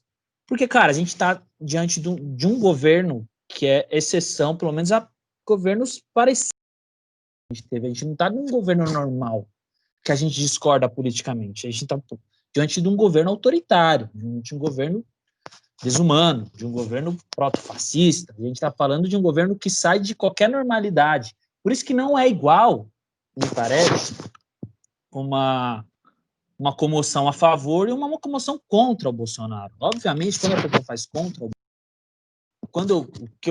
que ligação a gente costuma fazer? Porra, ela está a favor dos direitos humanos básicos. Ela não precisa nem ser de esquerda. Poderia ser melhor se fosse, não sei se é. Mas... Eita, viva a revolução! Ele fala, né, o Robinho, né, a gente estava discutindo antes, falou, Globo lixo, também está me perseguindo, porque igual persegue o nosso presidente Bolsonaro, ele estava certo, mais ou menos algo assim. Cara, a gente está falando... enfim, mas o que eu quero... A gente está falando de momentos de exceção, sabe? A gente está falando de um governo de exceção, a gente não está falando de um governo... A Natasha trouxe o governo da ditadura, a gente está falando de governo que apoia o governo da ditadura. A gente está falando de governo que tem uma proximidade a isso. E todas essas, ainda que institucional, né? Então, cabe ali, tem que é questionável, mas está escrito na lei que caberia essa punição. Cara, mas tudo que a gente está vendo é num caminho de cerceamento das liberdades individuais. E eu sei que o Silas e o Bruno, às vezes até muito mais do que eu, são a favor das liberdades individuais. E tudo que está sendo feito e aramado nesse governo, me parece para cercear as liberdades individuais em favor desse governo, o governo da vez. A gente teve recentemente aí, vocês devem ter visto, um aparelhamento, ainda que muito pequeno ainda, de uma TV federal, né, que é a TV Brasil, lá, que pertence, né, ao governo, que meio que de forma que a gente não vai entrar em discussão, mas que de forma meio sorrateira, junto à CBF, conseguiu os direitos para exibir, e o cara ficou elogiando o governo no meio da partida, o narrador. Então a gente está falando de cerceamento, de aparelhamento do Estado a favor de um governo. Esse é um caso isolado, mas a gente pode, trazer muita coisa. E eu acho que sim, e daí voltando para a discussão inicial, eu acho que deveria ser liberado, inclusive no meio, fala. Agora, se é contra os direitos humanos, se vai contra questões básicas, cara. Tipo, a gente tem cara aqui na Olimpíada que fazia o símbolo dos Panteras Negras, na Alemanha nazista e tudo mais. Você vai subjugar esse cara? Pô, então você tem que dar o direito pro nazista fazer igual? Não, cara. A gente tá falando de lado certo da história, sabe? Eu gosto de pensar nesse sentido. Eu até vou na sua linha assim, Vitor, porque só para dar um contraponto para quem tá ouvindo a gente e que vai dizendo, ele tá falando da esquerda. Não, cara. Imagine que a gente está no governo do Stalin. E alguém vai lá e se pronuncia contra o governo do Stalin que matou 20 milhões de pessoas, um exemplo. Ou o governo do Hitler, o governo do Mussolini, óbvio, devido às proporções, né, factualmente, o Bolsonaro, dessas pessoas aqui que eu falei, você vai dizer, se comparou o Bolsonaro ao Hitler, factualmente não aconteceu, de fato, tá? Nem quero entrar nos méritos do que eu penso do Bolsonaro, porque se você ouve o podcast, você vai saber que eu tenho apreço por esse ser humano, você sabe como eu aprecio esse ser humano, né? Esse ser humano bosta, esse proto... Brincadeira. Mas eu também concordo que pode ser fora de tom, pode ser desagradável por certos momentos, mas jamais poderia ser recriminado ou sofrido uma advertência jurídica. Primeiro porque, assim, a gente estava discutindo até um pouco antes do episódio, qual é o preceito maior? Caberia à Confederação Brasileira de Vôlei fazer uma nota e falar assim, não compactuamos com as opiniões pessoais da jogadora tal. Caberia, não tem problema nenhum com isso. Cara, vai lá, faz sua nota, diz que você não compactua. O Palmeiras fez uma nota assim, quando o Felipe Melo falou do Bolsonaro e tal. Concordaria, cara, não tem problema nenhum com isso. Ok, mas o regulamento da competição não pode ser maior que uma cláusula pétrea da nação, que é a liberdade de expressão. Não poderia de modo algum o regulamento da competição ser maior. Ele poderia ter ali uma menção, talvez uma punição desportiva, perdeu ponto porque descumpriu uma regra do campeonato, mas você ter uma advertência jurídica para que a pessoa seja recriminada e se comprometa a não falar mais, isso sim é, na minha visão, um cerceamento da liberdade de expressão dessa pessoa, que é uma cláusula pétrea. Cara, você vai no meu almoço de domingo, se você ficar falando de política na minha casa, eu vou ficar, pô, não é hora. Não, pô, chato pra caramba. Mas ninguém vai vir na minha casa e vai te prender, porque você falou, vai te vir um juiz e falar, você, no almoço de domingo sagrado, que tinha uma cláusula, jamais fale-se de política na mesa de domingo, porque aqui dá confusão. Não vai vir um juiz e dizer pra você, ó, agora você tem que se comprometer que na próxima macarronada você não vai citar o nome do Lula. Não, isso no não vai. No máximo você não vai ser mais convidado. Exatamente, no máximo eu não vou mais ver seu jogo, não vou para torcer para você, não vou mais falar contigo, você não vai ser mais bem-vindo na minha persona não grata, porque você é chato. Que é chato. Agora, você não consegue conviver, a política está acima das relações. E aí, todo esse. Agora, concordo que o Fora Bolsonaro na Globo. Incomodou um pouco, ainda mais, incomodou. Inclusive, vocês viram o vídeo dela falando? É tão divertidinho. Não, a moça que é a dupla dela fica constrangidíssima. Ela fica tipo, não acredito que você tá falando isso. Porque provavelmente ela acha que não deveria. E tá tudo certo, mas é isso, é liberdade de expressão, sabe? Ela tem o direito de fazer isso. E como atleta, eu acho que tá tudo certo também, que nem o Vitor trouxe a questão dos Panteras Negras, de fazer o símbolo, né? Tem uma questão de que na Olimpíada, né? O Marcelo estava aqui se coçando, me mandou aqui um link pelo WhatsApp. Então, que teve o pódio mais emblemático das Olimpíadas, que foram quando 2 atletas negros fizeram o símbolo no pódio, que foi inclusive 16 de outubro, tá? Olha aí, olha sabia, a gente falou por de causa 1968. Disso, né? Então, assim... 16 de outubro de 1968, não é só para dizer a data. Isso. Então, assim, o tempo inteiro isso, o esporte também é político. Então, eu acho que o que fizeram com ela é única e exclusivamente porque é contra o Bolsonaro, que é um governo autoritário. E, assim, se a gente não gosta, é uma coisa, mas ela ter o direito de fazer é outra completamente diferente. Já teve outras. Só deixar... assim, Bruno, você pode falar, tá? Já teve outras expressões de outros governos que também já foram reprimidas, tá? A FIFA, por sinal, proíbe jogadores de fazerem expressões religiosas e políticas em seus jogos, não importa o partido. Também acho errado, tá? Mas só pra. Assim, agora eu vou fazer a nota da confederação. Essa opinião da Natasha é uma opinião expressa e pessoal, não reflete as opiniões do professor. Expressa assim porque ela é uma de nós, então ela pensa. Só para deixar claro, não é que eu sou, apesar de eu achar chato opiniões políticas em peças de teatro, em filme, né? No cinema eu já vi gente falando. E olha que eu concordava. Né? Tava assistindo Vingadores, o cara gritando fora Lula, né? É chatão. Mas eu não sou a favor de reprimir as pessoas e eu não sou contra a pessoa se exprimir, ainda mais em alguns momentos que é muito necessário. Soletra exprimir. Exprimir. Expressar, pô, pelo amor de Deus. Não, mas você exprimir não tá errado. Exprimir, vou procurar que continue. Vai lá, tô brincando.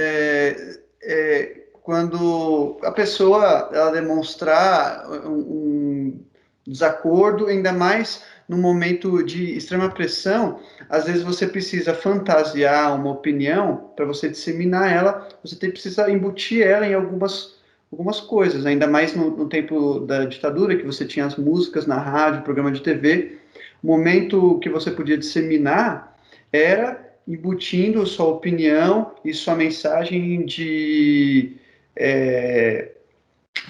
esperança através de uma música. Então, nesses momentos são necessários. Mas quando eu vou assistir o meu joguinho de dominó ali, que eu vou ver os tiozinhos da pracinha jogar, Eu acho um pouco chato haver uma expressão política ali quando você bate ali com 3 pedras na mão, que é uma coisa assim vitoriosa no dominó, para quem Vira sabe. duas buchas, tá louco. Então, Bate com a aí bucha. você já mandar um aqui fora Bolsonaro, apesar de eu até concordar, quando ele faz isso aqui, manda um fora Bolsonaro e fala, "Ei, calma aí, xinga o seu amigo, mas não vamos sujar aqui a nossa diversão de política, entendeu?" A notícia é a última notícia. Hoje é só tema pesado. André do Rap foi solto por um habeas corpus do integrante do STF, o ministro do Superior Tribunal Federal, Marco Aurélio de Mello. E horas após a sua soltura, essa decisão foi revogada pelo presidente do STF, outro ministro do mesmo órgão, que é o Luiz Fux, e foi revogada. Então, só para contextualizar, o André do Rap foi preso, aí o Marco Aurélio de Mello, eu ia falar Marco Aurélio Cunha, muito São Paulino, né? O Marco Aurélio de Mello liberou um habeas corpus por uma lei que eu vou explicar aqui. Em seguida, o Luiz Fux, horas depois do cara ser liberado, o Luiz Fux foi lá e revogou a decisão dele do habeas corpus, então ele deveria ser preso. Só que nesse meio tempo dele ser pego de novo, ele fugiu. E aí ficou aquela coisa. E agora? Só para contextualizar, quem é o André do Rap? O André do Rap é um traficante que é um dos chefes do primeiro comando da capital. Ele é o chefe do tráfico, do braço do tráfico internacional de drogas do PCC. Ele foi preso em setembro de 2019, em uma operação da Polícia Civil, em Angra dos Reis, numa casa de luxo em Angra dos Reis, e ele é investigado por ter uma função de chefia dentro do PCC e gerenciar grandes remessas de cocaína para a Europa. Ele estava detido numa penitenciária de Presidente Venceslau, em São Paulo, São Paulo, Presidente Venceslau, no interior de São Paulo, essa penitenciária, e ele já foi condenado na segunda instância por tráfico internacional de drogas, e as duas penas dele somadas dão mais de 25 anos de cadeia. Ele recorre das ações e por isso ele estava em prisão preventiva. Mas aí eu vou explicar. Ok, prisão preventiva está dentro do artigo do Código Penal Brasileiro, está nos artigos 311 e 16, que é um artigo que diz que se você tem, se a garantia da ordem pública está em jogo, está em risco, se há uma prova da existência do crime, indício suficiente da autoria, mesmo antes do julgamento, e se o perigo gerado pelo estado de liberdade pelo réu é alto, você deve ter ali um pedido de prisão preventiva, ok? Entretanto, naquele pacote anticrime criado pelo Moro e por alguns ministros, por alguns juristas chefiados pelo qual é o nome do ministro do STF, o careca, que ajudou o Moro? Alexandre de Moraes, é isso? Alguém dá um joia para mim. É isso, Alexandre de Moraes. Foi criado ali um pacote anticrime que não mexia nisso, beleza? Não mexia nisso, estava tudo certo. Na hora que foi para o Congresso, um deputado inseriu dentro do pacote um artigo de revisão da prisão preventiva. Ou seja, a prisão preventiva não tinha uma validade. O juiz determinava que o cara ficava preso enquanto ele fosse um perigo, enquanto todos esses requisitos que eu disse aqui fossem preenchidos, de ele poder fazer um distúrbio na ordem pública, dele ter um crime comprovadamente, há evidências muito fortes de que ele é o autor, de que ele pudesse criar qualquer transtorno à liberdade das outras pessoas, tudo mais. Aí criou-se uma incisão nesse artigo para que a cada 90 dias o juiz tenha que revisar a prisão preventiva para ver se ela ainda faz sentido, e se não houver essa revisão, poderia a prisão se tornar ilegal. O princípio dessa ideia era esvaziar um pouco os presídios brasileiros. Por quê? Porque há muita gente presa preventivamente que não tem necessidade, os presídios ficam lotados. Então, a ideia era criar um mecanismo que a cada 90 dias o juiz fosse lá e revisasse e não ficasse preso pessoas que não deveriam estar presas, ok? Sob esse preceito, o Sérgio Moro criou, o Marco Aurélio de Mello, juiz do STF, liberou o André do Rap, porque depois de 90 dias preso, depois que a lei foi validada pelo Congresso, ele não tinha sido revisada a prisão preventiva dele. Se não foi revisada, a prisão se tornaria ilegal e assim ele foi solto e a discussão ficou gigantesca. Vitor, manda brasa, porque tem muitos meandros, discussão de prisão de segunda instância, discussão do habeas corpus, discussão se essa lei faz sentido, discussão da treta do STF, discussão do porquê o Bolsonaro deixou essa lei passar, mesmo o Moro dizendo que não era para passar, que ele não recomendava que esse artigo fosse inserido no Código Penal brasileiro. Vai aí, resolve essa bagaça pra gente. Vou resolver agora. O Marco Aurélio, Fux, estão me ouvindo? Vocês não tem mais o que fazer, não, velho? O Brasil tá pegando fogo, velho. Vocês estão de picuinha. A verdade é essa. Na verdade, quando eu fiquei vendo André do Rap, eu falei, nossa, nunca ouvi falar, né? Acho que todo mundo. Mas é sério, a gente como pacifista, assim, como pessoas do bem, a gente acredita muito nas institucionalidades, né? Então a gente acredita que num desgoverno, o STF ali vai intervir, né? E o que a gente está vendo é cada vez mais a politização de um órgão que deveria ser apolítico totalmente, né? E mais do que isso, uma briga de egos, sabe? Não parece que dia sim, dia não tem uma defesa de um torturador, que o Pantanal tá pegando fogo, que tem mais de 150 mil mortos, e em nenhum momento isso é colocado em pauta no STF, com questões urgentes para o momento, e a gente vê a complacência dos ministros ali, pelo menos da maioria, mas não, beleza, isso aí foi um passo fora do desgoverno, isso aqui foi... E começa a pautar coisas totalmente fora da curva, assim, e se tornam coisas muito maiores que deveriam ser na prática. Então, a gente, analisando do princípio, primeiro o Marco Aurélio tomou uma decisão ali monocrática de não consultar o juiz da condenação antes dele, e pautado unicamente num termo ali, ele decide soltar o cara que era, porra, o principal líder do PCC no momento, um cara que já tem condenações nas costas. Eu estava lendo o jurista que falou, cara, se ele consultasse o juiz, também tem um erro do Ministério Público, enfim, tem outros erros por trás, mas uma consulta básica talvez já não causaria esse transtorno total. E daí tem o Fux, que é um cara extremamente estranhíssimo, né, que já tem aquele caso, não sei quem lembra, que são matérias que ele fez pressão para a filha dele ser desembargadora no Rio, já também uma coisa meio egocêntrica ali, quem vê as falas dele percebe ali que toma uma outra decisão, pelo menos essa foi a plenária e todos tiveram voto de falar, não, cara, isso aí foi equivocado, vamos voltar atrás. Mas ali, para mim, parece que ficou uma briga de ego, né? Porque até então, a gente estava discutindo antes, os ministros não tinham esse poder de revogar, pelo menos não era comum revogar decisões de outros ministros, eles poderiam revogar decisões de ministros de instâncias inferiores. Então, assim, primeiro, eu acho que colocar a luz sobre isso, claro, parece que não tem coisa mais importante para o Supremo tratando de começar a rever coisas de segunda instância, que, sabe, que já foi tão desgastante para a gente, principalmente na época do Lula, e retomar coisas que, cara, puta que pariu, né? Mas, enfim, daí a gente tem o caso, porque, enfim, se tornou uma questão nacional e tudo mais. Eu acho que, para além de tudo que o Silas trouxe, que tem, de fato, muita sobre isso, a gente tem o judiciário brasileiro fazendo o que faz, né?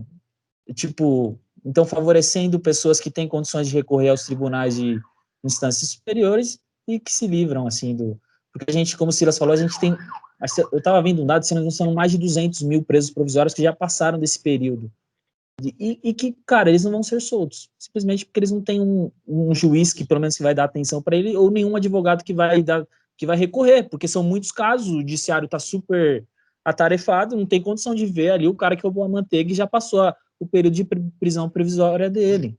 E, cara, você vai soltar um cara do PCC que, cara, o cara quase o Pablo Escobar, lógico que ele vai fugir, meu.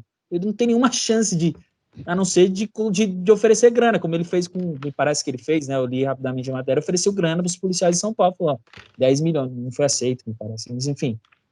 Cara, enfim, as discrepâncias do judiciário brasileiro que favorece quem tem grana, enfim, e quanto ao STF, parece que não tem nada melhor para resolver do que ficar criando picuinha de ego, que é o que me parece. E a politização, que o pior, isso cria, cara, me parece que o Fux foi correto e tudo mais, mas isso cria, a gente pode tentar refletir um pouco, o que isso pode criar de politização do Supremo, sabe? Porque aí qualquer decisão, ainda que monocrática de um ministro, o cara fala, porra, isso aí não é legal não, vou cortar aqui, e pode ser jogado ao plenário ou não, ou pode ser jogado ao plenário daqui 3 meses, como já aconteceu, começou com o Toffoli, essas coisas. Mas enfim, acho que é isso, por enquanto. Assim, você acha, sendo o judiciário o poder que interpreta a lei, a interpretação do Marco Aurélio de Mello não parece ter nenhum erro. Ele interpretou uma lei que, se você não revisa a prisão preventiva a cada 90 dias, você tem que liberar o preso. Ele é o cara que interpretou a lei. Por que isso me soa tão errado, Bruno e Natasha? Por que soa errado para você? Me soa tão errado. Por que isso me soa tão errado? A lei a estrito sensu deve ser seguida sempre a estrito sensu? Quer responder, Natasha? Se você quiser, eu falo. Se você quiser, mas... Não, pode falar. Me soa errado também, mas eu já imagino a resposta do Bruno. Acho que vai aí. Nossa, então você me conhece tanto assim. É previsível, hein, Bruno? Ou eu sou previsível, ou a gente tem intimidade, né? E entendeu? Tem isso. Ela te conheceu hoje, só para os ouvintes saberem. Desculpa, vai lá. Não é, não. Enfim, eu acho que a lei deve ser seguida, sim. Bonito. Assim, o limite da discussão a lei deve ser seguida acima de tudo. Eu tendo a dizer que sim, sabe? Porque a lei... Ai, que gracinha, gente. Temos um gatinho e um bebê nesse momento no vídeo. Agora a audiência subindo, ó. Tá tão fofo. É isso aí, eu vou recortar. O título do podcast vai ser Temos um gatinho e um bebê. Pronto, um gatinho e um bebê brincando. Vai ser assim, juntamos um gatinho e um bebê, olha no que deu. Vai, Bruno. O limite da discussão a lei está acima de tudo. Eu tento dizer que sim, porque a lei ela tem duas faces, a mesma lei, né, o mesmo conjunto de lei que a gente tem acho que 1200 e pouco, a Inglaterra tem uma carta grandona, que eu esqueci como a gente costuma chamar, o nome em latim. Cártaris. Não, enfim. Cártaris, perdão. Enfim, essas duas faces da lei, elas nos dizem duas coisas, e nos garantem também. A primeira é a liberdade de poder fazer as coisas, a lei nos permite fazer as coisas, né? Por exemplo, se eu quero fazer alguma coisa, alguém fala, não, você não vai fazer. Você fala, peraí, a lei garante que eu posso fazer. Alguém vai garantir. Quando a gente fala direito, a lei, ela vem do direito, né? Dessa disciplina. Isso significa justamente nessa da palavra de que eu tenho o direito de fazer tal coisa. Entendeu? Por isso que a gente tem lá o artigo 5º da Constituição tão citado. O direito de ir e vir, blá, blá, blá, blá, blá, um monte de coisa, é um artigo grande. Ao mesmo tempo que a lei, ela limita o poder de algumas pessoas. Então, por exemplo, se alguém fala assim, Bruno, você está preso. Aí eu falo, por que eu estou preso? Porque eu tenho poder, eu vou fazer. Aí a lei, ela fala, não, você não vai fazer o que você quiser. Entendeu? Ninguém tem todo o poder, porque a lei, ela limita. Inclusive, se eu lembrar o nome dessa carta, eu falo aqui, que eu estava lendo aqui no livro de ética, que fala sobre ética e lei, e essa carta, a ideia de Constituição, nasceu justamente... Carta Magna. Isso, a Carta Magna, exatamente, obrigado, Silvio. A ideia da Constituição nasceu com a Carta Magna, de que ela limitava o poder do rei, e isso era um absurdo na época. O rei ele podia fazer o que ele quisesse, ele que legislava, ele que executava, ele que corrigia a lei, enfim. E a Carta Magna veio falando, não, você tem um limite nesse poder. Ou seja, essa é outra face da lei. Ao mesmo tempo que ela nos dá liberdade, ela limita o poder de alguém que quer acumular muito poder. Então, nesse caso, eu acho que a lei, é importante ela estar acima de tudo, porque ela vai impedir que as pessoas façam o que bem entender, com quem entender, ao mesmo tempo que ela nos dá liberdade de fazer as coisas que podemos fazer, porque a lei nos dá o direito de fazer. Então, quando essa lei, que eu estou com o artigo aqui, do Código Penal que foi alterado, que é o artigo 316, de parágrafo único. Quando ele fala que a prisão preventiva ela será revogada depois de 90 dias, ela está limitando o poder do Estado de manter alguém preso durante a investigação por tempo indeterminado, porque o Estado podia vir aqui para mim, para qualquer pessoa aqui dessa reunião e falar, você está preso por tempo indeterminado porque você é suspeito. Suspeito de quê? Caso confidencial, a gente não pode falar para não atrapalhar a investigação. Louco, confidencial aí, brincadeira. Então, ela tá garantindo a minha liberdade disso não acontecer comigo, entende? E, ao mesmo tempo, que ela garante a diminuição do poder do Estado de fazer isso comigo. Tá vendo? É as duas faces nessa mesma lei.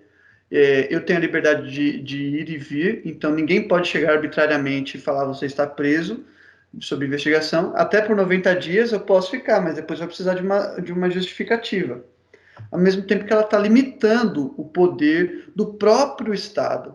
Então, para que isso seja garantido, é importante que a lei esteja acima de qualquer coisa, sabe? A ideia da lei, inclusive, é estar acima de qualquer coisa, ninguém poder ultrapassar a lei. Não, legal e tal, mas assim, eu já discordo disso, né? de tantos casos, né, que a gente tem que ir, botar lei, né, tudo isso aí que você acabou de falar, né? Por que do líder do PCC, né? Por que de um cara que é procurado, sei lá, pela Interpol e tal, assim? Vamos olhar o Muciani que roubou uma margarina, então, que está preso há mais tempo. Para quem que é interessante esse cara? Quando eu li isso, eu fiquei assim, quem tinha interesse de soltar esse cara? Porque me parece que foi tipo assim, oi, tudo bom? Dá pra você dar uma olhadinha aqui, ó, você vai ganhar tanto pra dar uma olhadinha aqui, rapidinho, coisa rápida, assim, só pra gente dar uma fugidinha. Porque, cara, não tem lógica soltar um cara desse. Já tá descumprindo a lei com um monte de gente aí, descumpre com um maluco que é criminoso. E, sei lá, eu fiquei meio tipo, o que é isso, gente? Desculpe com o cara que é criminoso. Uma saída da lei para essa questão, Bruno, é o habeas corpus, né?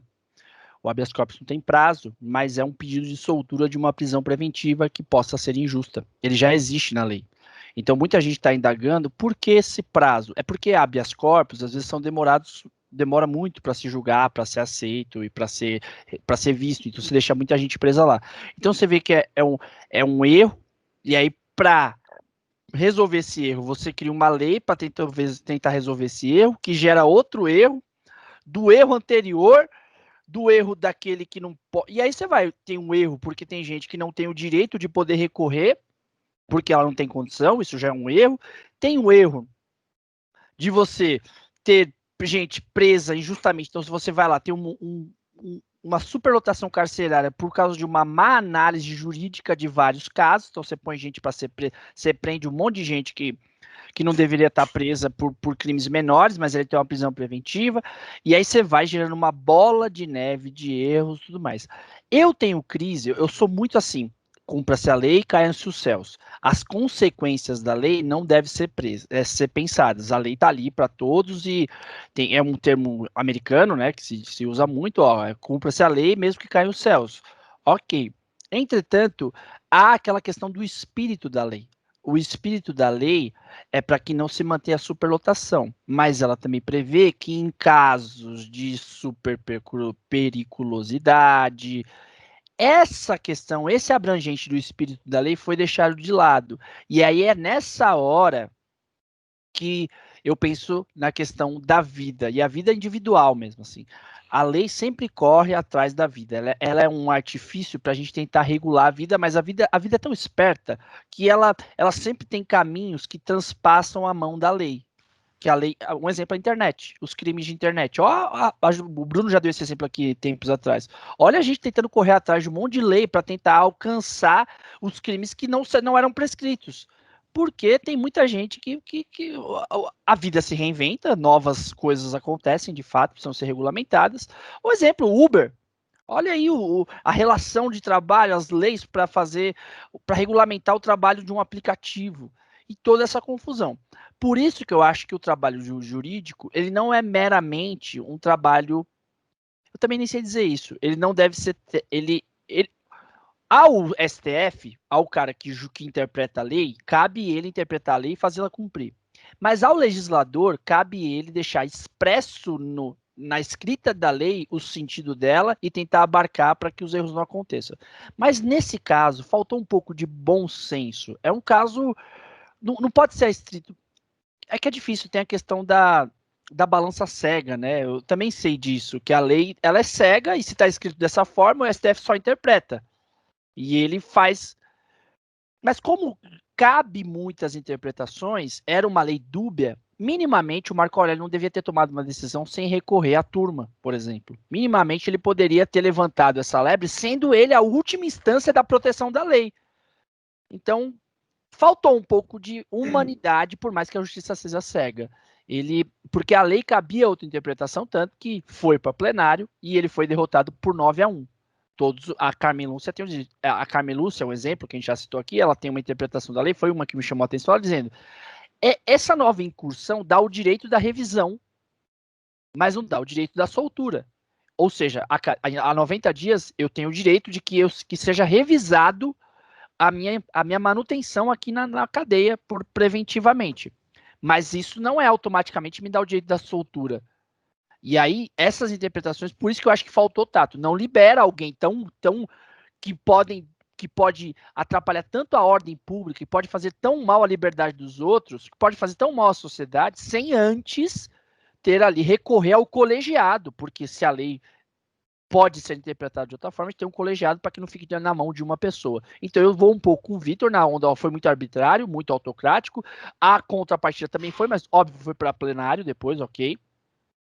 Mas faltou muito senso de espírito de lei, na minha opinião. Natasha, fala aí até pra gente. Bruno quer falar também depois, não sei. Bruno quer deixar a Natasha falar e depois você fala? Ou é contra mim já pra bater na minha cara, você quer falar? Deixa o Bruno ir, ele levantou a mão.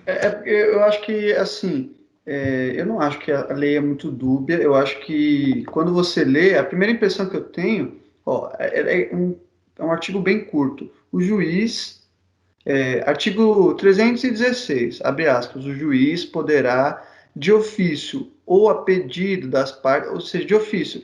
Ninguém pediu, mas eu estou revendo aqui os casos e percebi. Ou a pedido de alguém, revogar a prisão preventiva se, no decorrer da investigação ou do processo, verificar a falta de motivo para que ela subsista. Aí você me diz, tinha um monte de motivo para ele continuar preso. Realmente tinha, mas quem é que pensa nesses motivos não é o judiciário, é o procurador. Então, quem tinha que apresentar o motivo a cada 90 dias é o procurador. Se passou 90 dias, eu não tenho motivo aqui, não tenho. A lei deve ser cumprida. A espada da justiça, de forma cega, deve descer em quem for que estiver sobre ela. O procurador, não?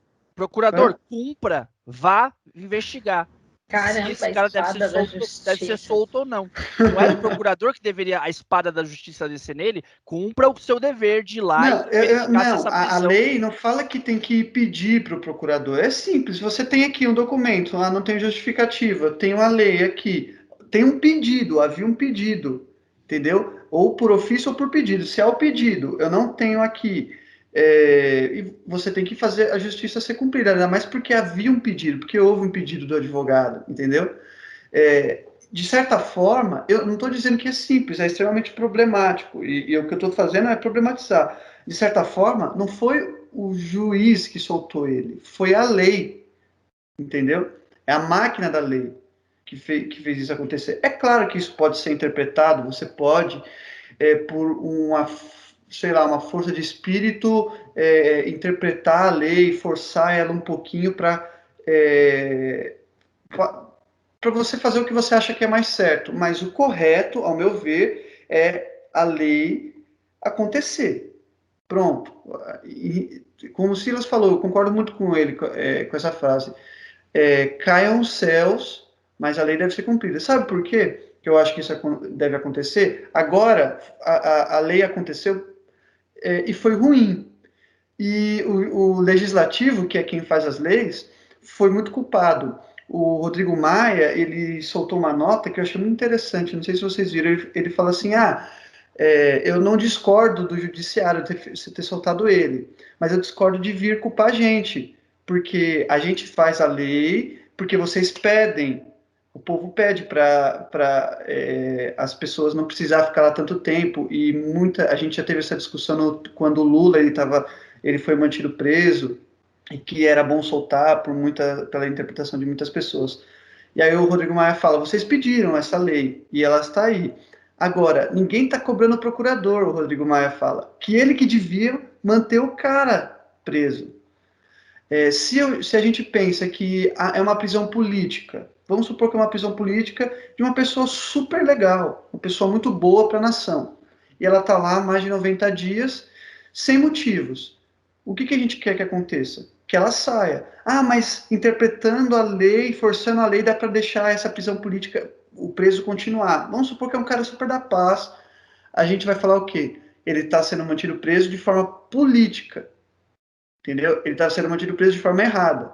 Por isso que eu acho que eu concordo que ele não deveria ser solto, é extremamente problemático ele solto, é uma insegurança para a sociedade, mas a gente deve ajustar a balança da justiça pelas pecinhas dela, e não pelos pesos que estão aqui nas balanças, né? Então, realmente, a lei fala que tem que soltar, então solta. Mas será que se a gente ajustar aqui as pecinhas e falar assim, bom, talvez se ele tiver, sei lá, eu não entendo muito de lei, mas fazer alguma forma que o cidadão que é muito perigoso, a gente conseguir comprovar que ele é muito perigoso, ele fique mais tempo. E existe isso até na nossa lei. Se o procurador oferecesse uma razão, ele não ia poder sair. E o Não é tão mecanismo de soltura é o habeas corpus. Essa lei foi arranjada, colocada. Eu discordo da lei, até aceito a discussão de que se a lei é clara no sentido de tem que soltar, tinha que soltar. Eu concordo com isso. Mas a lei não é clara, tanto que,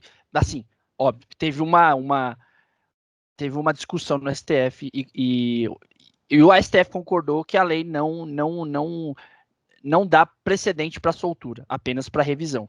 Mas é o que você falou, se está na lei, eu concordo plenamente com você. Eu ia falar mais coisas, mas, Natasha, fica à vontade. Você não falou ainda sobre isso, vamos tentar, até para matar o programa assim. Cara, não sei nem o que dizer, porque... É difícil a discussão. É uma discussão muito difícil, porque sim, tá na lei, etc. Mas, gente, é o chefe do PCC, né? A gente vai ignorar isso mesmo. A gente tá. Porque é isso. Tem a outra questão que o Silas trouxe. É uma pessoa que coloca em risco. O cara, ele é um dos maiores traficantes de droga do Brasil.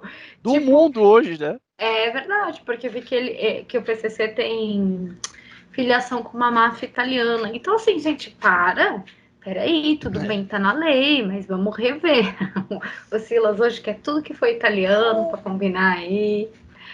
Mas, sei lá, eu fico com uma questão porque é isso, assim, eu acho que sim, tá na lei, sim, teve o pedido, provavelmente foi revisto por conta do pedido, mas eu acho que ele tinha que ter levado para discussão. Sem falar da segunda instância. Dos Isso. 194 países filiados à ONU, só o Brasil não prende em segunda instância. O cara está condenado 2 vezes em segunda instância, dá mais de 25 anos de cadeia e ele ainda tem o preceito de ficar na rua. Vocês pensavam só no Lula em segunda instância? Olha aí o que aconteceu na segunda instância em outro contexto. Ele já está condenado, não tem como reverter a condenação. Cumpre a pena, porque a pena já é alta, se vai diminuir menos, a gente vai ter uma discussão sobre isso que eu sei que o Vitor Ou vai seja, entrar aqui. ajuste a balança. Isso eu concordo, ajuste a balança. Tudo bem, é isso que eu ia falar, Bruno. Assim, então a gente precisa urgente rever essa lei. Urgente rever essa lei. Cara, mas a lei não é tão clara. Não, veja bem, vocês estão falando que a lei é clara e que se não cabe interpretação, nem precisa de ministro. Coloca um computador lá, só fala, não, isso aqui é certo, libera. E a gente está defendendo, então, que se a lei é clara, então eu advogo aqui pela rebelião de todos os 200 mil presos que passaram do prazo e não tiveram recurso atendido, ou que não tiveram nem condição. E se eles o fizerem, a gente não pode criticar, porque eles estão corretos, eles estão lutando por uma causa que é justa, ou eles não foram atendidos no que foi atendido esse cara. Se ela é tão clara assim, mas se ela é tão clara assim, então não cabe interpretação, nem precisa de ministro da Justiça, não precisa desses caras aí. Eu também não acho que ela é clara. Eu também não acho que ela é clara no caso. Tô com você. Vitor, a gente finalmente concorda, sabe, cara?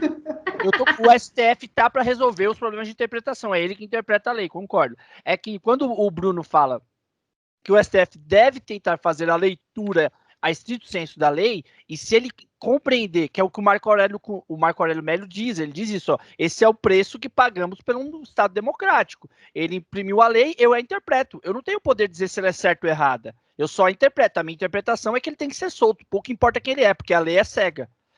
Nesse caso, cabia tanta interpretação. Mas cabe uma interpretação. Veio de uma interpretação dele, não veio de uma leitura...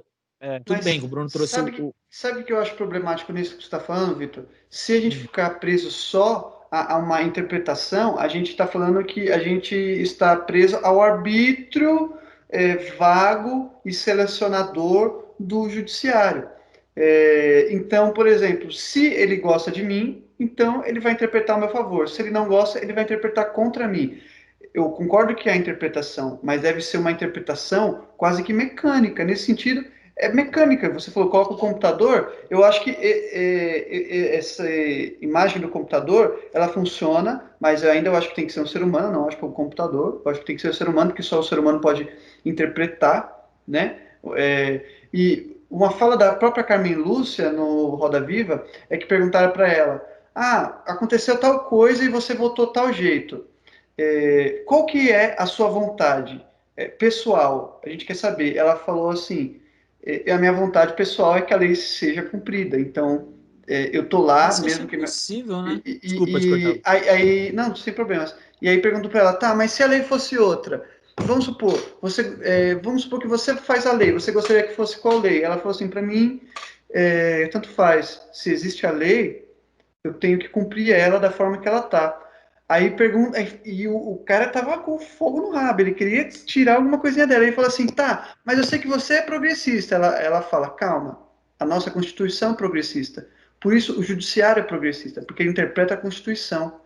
A gente tenta ao máximo, ela não falou isso, agora já são minhas palavras.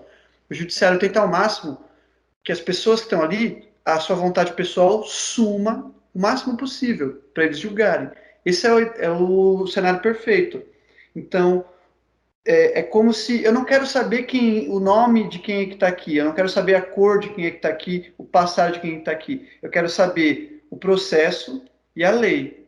E que a espada desça. E por isso que existem outros poderes, porque a lei pode ser revista. E por isso que existe mais de um juiz, é um colegiado. E aí, eu te recomendo ouvir o episódio anterior. A gente vai encerrar esse episódio aqui, porque senão a gente vai muito longe, o assunto é muito bom. Acho que já tá 2 horas aqui, é um episódio longuíssimo, mas eu acho que valeu muito a pena. Se você tá ouvindo aí, chegou até o final, você é um guerreiro e eu amo a sua vida, viu? Eu vou te dar um prêmio, juro. Quem chegou até o final, manda uma mensaginha lá no Instagram que a gente vai dar um prêmio. Natasha, indica seu livro, se despede aí. Muito obrigado mais uma vez, Bruno e Vitor, valeu muito. Eu acho que a gente tomou umas palmadas aqui, palmadas não, né? A gente tomou aqui uns choques de realidade e foi muito bom. Obrigado, viu, Natasha? Obrigado mesmo. Obrigada a vocês pelo convite.